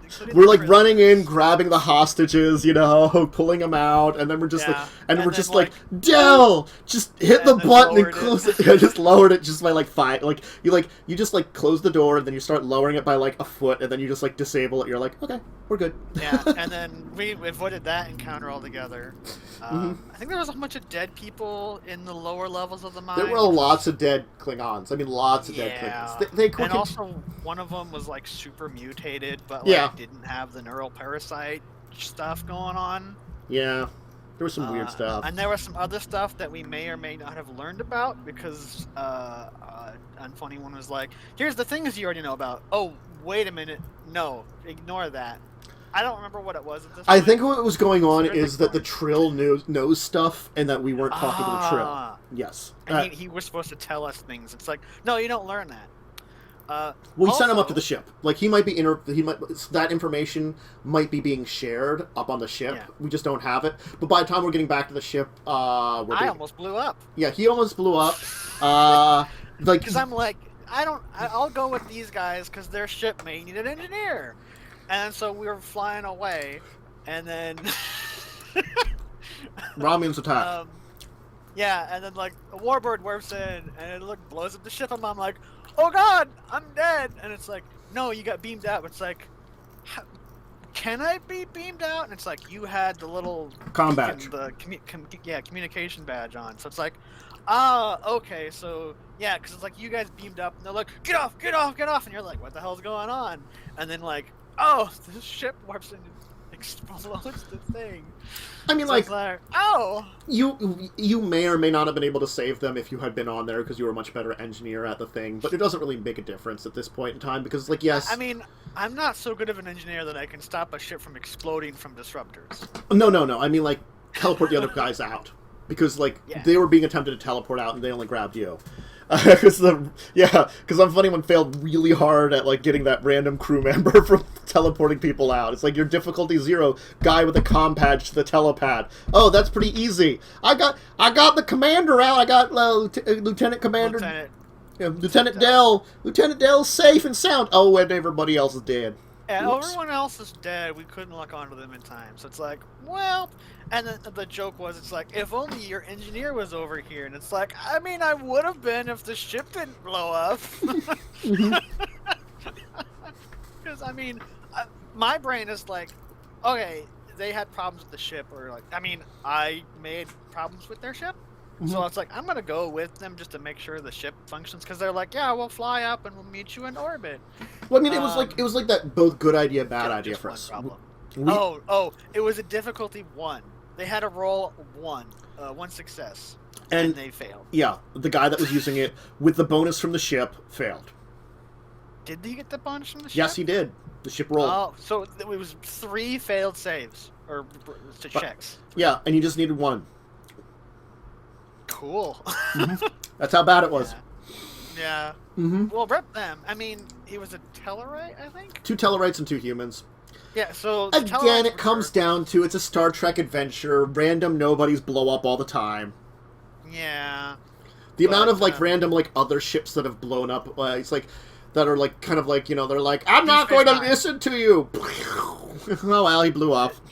Deep Space Nine, when the Dominion War happens, ships just blow up all the time in that. Yep. And it's like, all right, so they have all these Miranda-class ships that are, like, repurposed or whatever, and, like, skeleton crews, they'd be, like, I'd say, at bare minimum, 20 to 50 people, and they're blowing up left and right all the time, and they never bring it up. It's just like, yeah, like, just 100 people just exploded. They actually do. Actually, DS9 does bring it up a little bit. They have like some scenes in some of the during the war where they're looking over lists of like people that passed away to see if any friends were lost. Yeah, they do that a couple of times, so do reflect on the fact that a lot of people were dying. they had prisoner outfits on, and so when they got on the ship, it's like, well, these outfits are dirty. Here's new ones. I mean, red's fine. I'll put on a red shirt. Mm-hmm. I still had my what is engineering? Is it? It's not gold in. It's gold in next gen. Yeah, but I think gold is command. Engineering is like yellow. If we're talking about original or next gen. Next gen. In next gen, engineering is gold. There's no actual But yellow. Isn't there also? Isn't command also gold? No, command is red. Command is red. Command is red. Command and Yeah. con are red. Engineering and security are gold, and medical and science are blue. Yeah, okay. Actually, con is like kind of different because Data gets the yellow, but I think because he's probably technically more engineer, but he also does con and science because he's goddamn freaking Data, and he has Yeah. like. He's like the unique because it's sort of like I think like he has high stats and everything. I don't know. It's just sort of like he's good at it. This has been a very long show. Usually you're about an hour to an hour and a half. Yes, we're at 2 hours and 15 minutes. We should stop now. We were right at the Yes. end anyway. Anyway, yeah. Hey, if you have questions, there's lots of ways to reach us. I list them at the end of the shows normally. Best way is Discord. And or if you're in the chat here, comments when the show comes up on YouTube, those are the big ones. Or Twitter for myself at Dracovin. Just message me or just throw it into one of the chats or something where it's a public message. Either or is fine if you don't mind other people checking out the question and learning from it. I'm also around if you want to talk to me. Yeah, he's usually in my Discord. He's one of the people that occasionally chat in my Discord. We occasionally have those if we're not chatting somewhere else in Discord. Yeah, I mean, there's conversations happening all over all the time. Yep. And, yeah. So, tomorrow, both of us and Joe will be back for Grinding Gears. We're towards the back end, and I keep forgetting these blackout curtains. It still is not great if I'm not putting my head in front of it. It's so much better. Like, I could do this. Yeah. I have a black curtain for the window right here. Otherwise, you wouldn't be able to see anything because of the sun.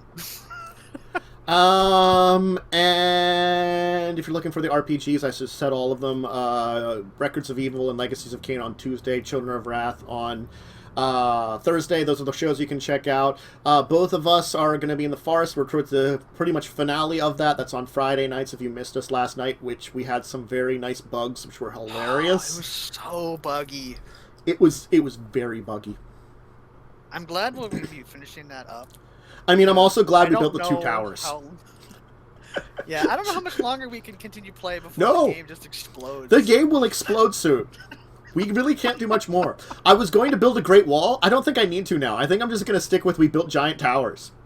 Yeah, we made the 2 towers from Lord of the Rings. Yes, we did. For shits and giggles, we built the 2 towers.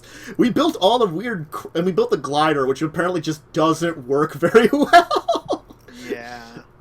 It was a thing. It was a thing that we did. It was interesting. It was fine. I didn't get to test it. I wasn't going to even get near it. It sounds like it was going to break. Or I would have died horribly by falling out of the air.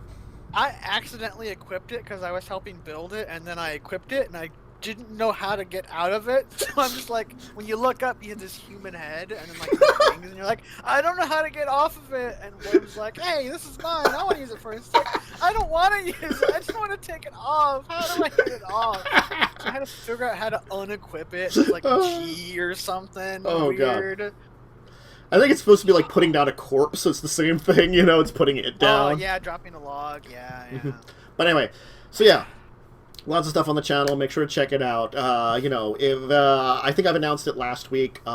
In 1 week's time, so after next Saturday's Discussing Tabletop, I will be on vacation for a little bit. So there'll be a bunch of missed shows and stuff, but expect that, coming up. But anyway, yeah, thanks for joining us. Thanks, Lightning, for popping in and talking about Altered Carbon. It was very interesting. It's and not Altered Carbon. That's a TV show. Carbon 2185. See, the thing is, because of the Altered Carbon also has an RPG. That's why I keep getting those confused. Since I have both of them, it gets my brain messed up.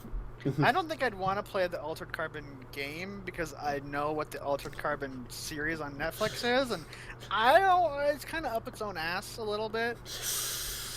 But that could just be writers. It could just be writers. The game Anyway, looked interesting. bye. Anyway, so bye. Bye.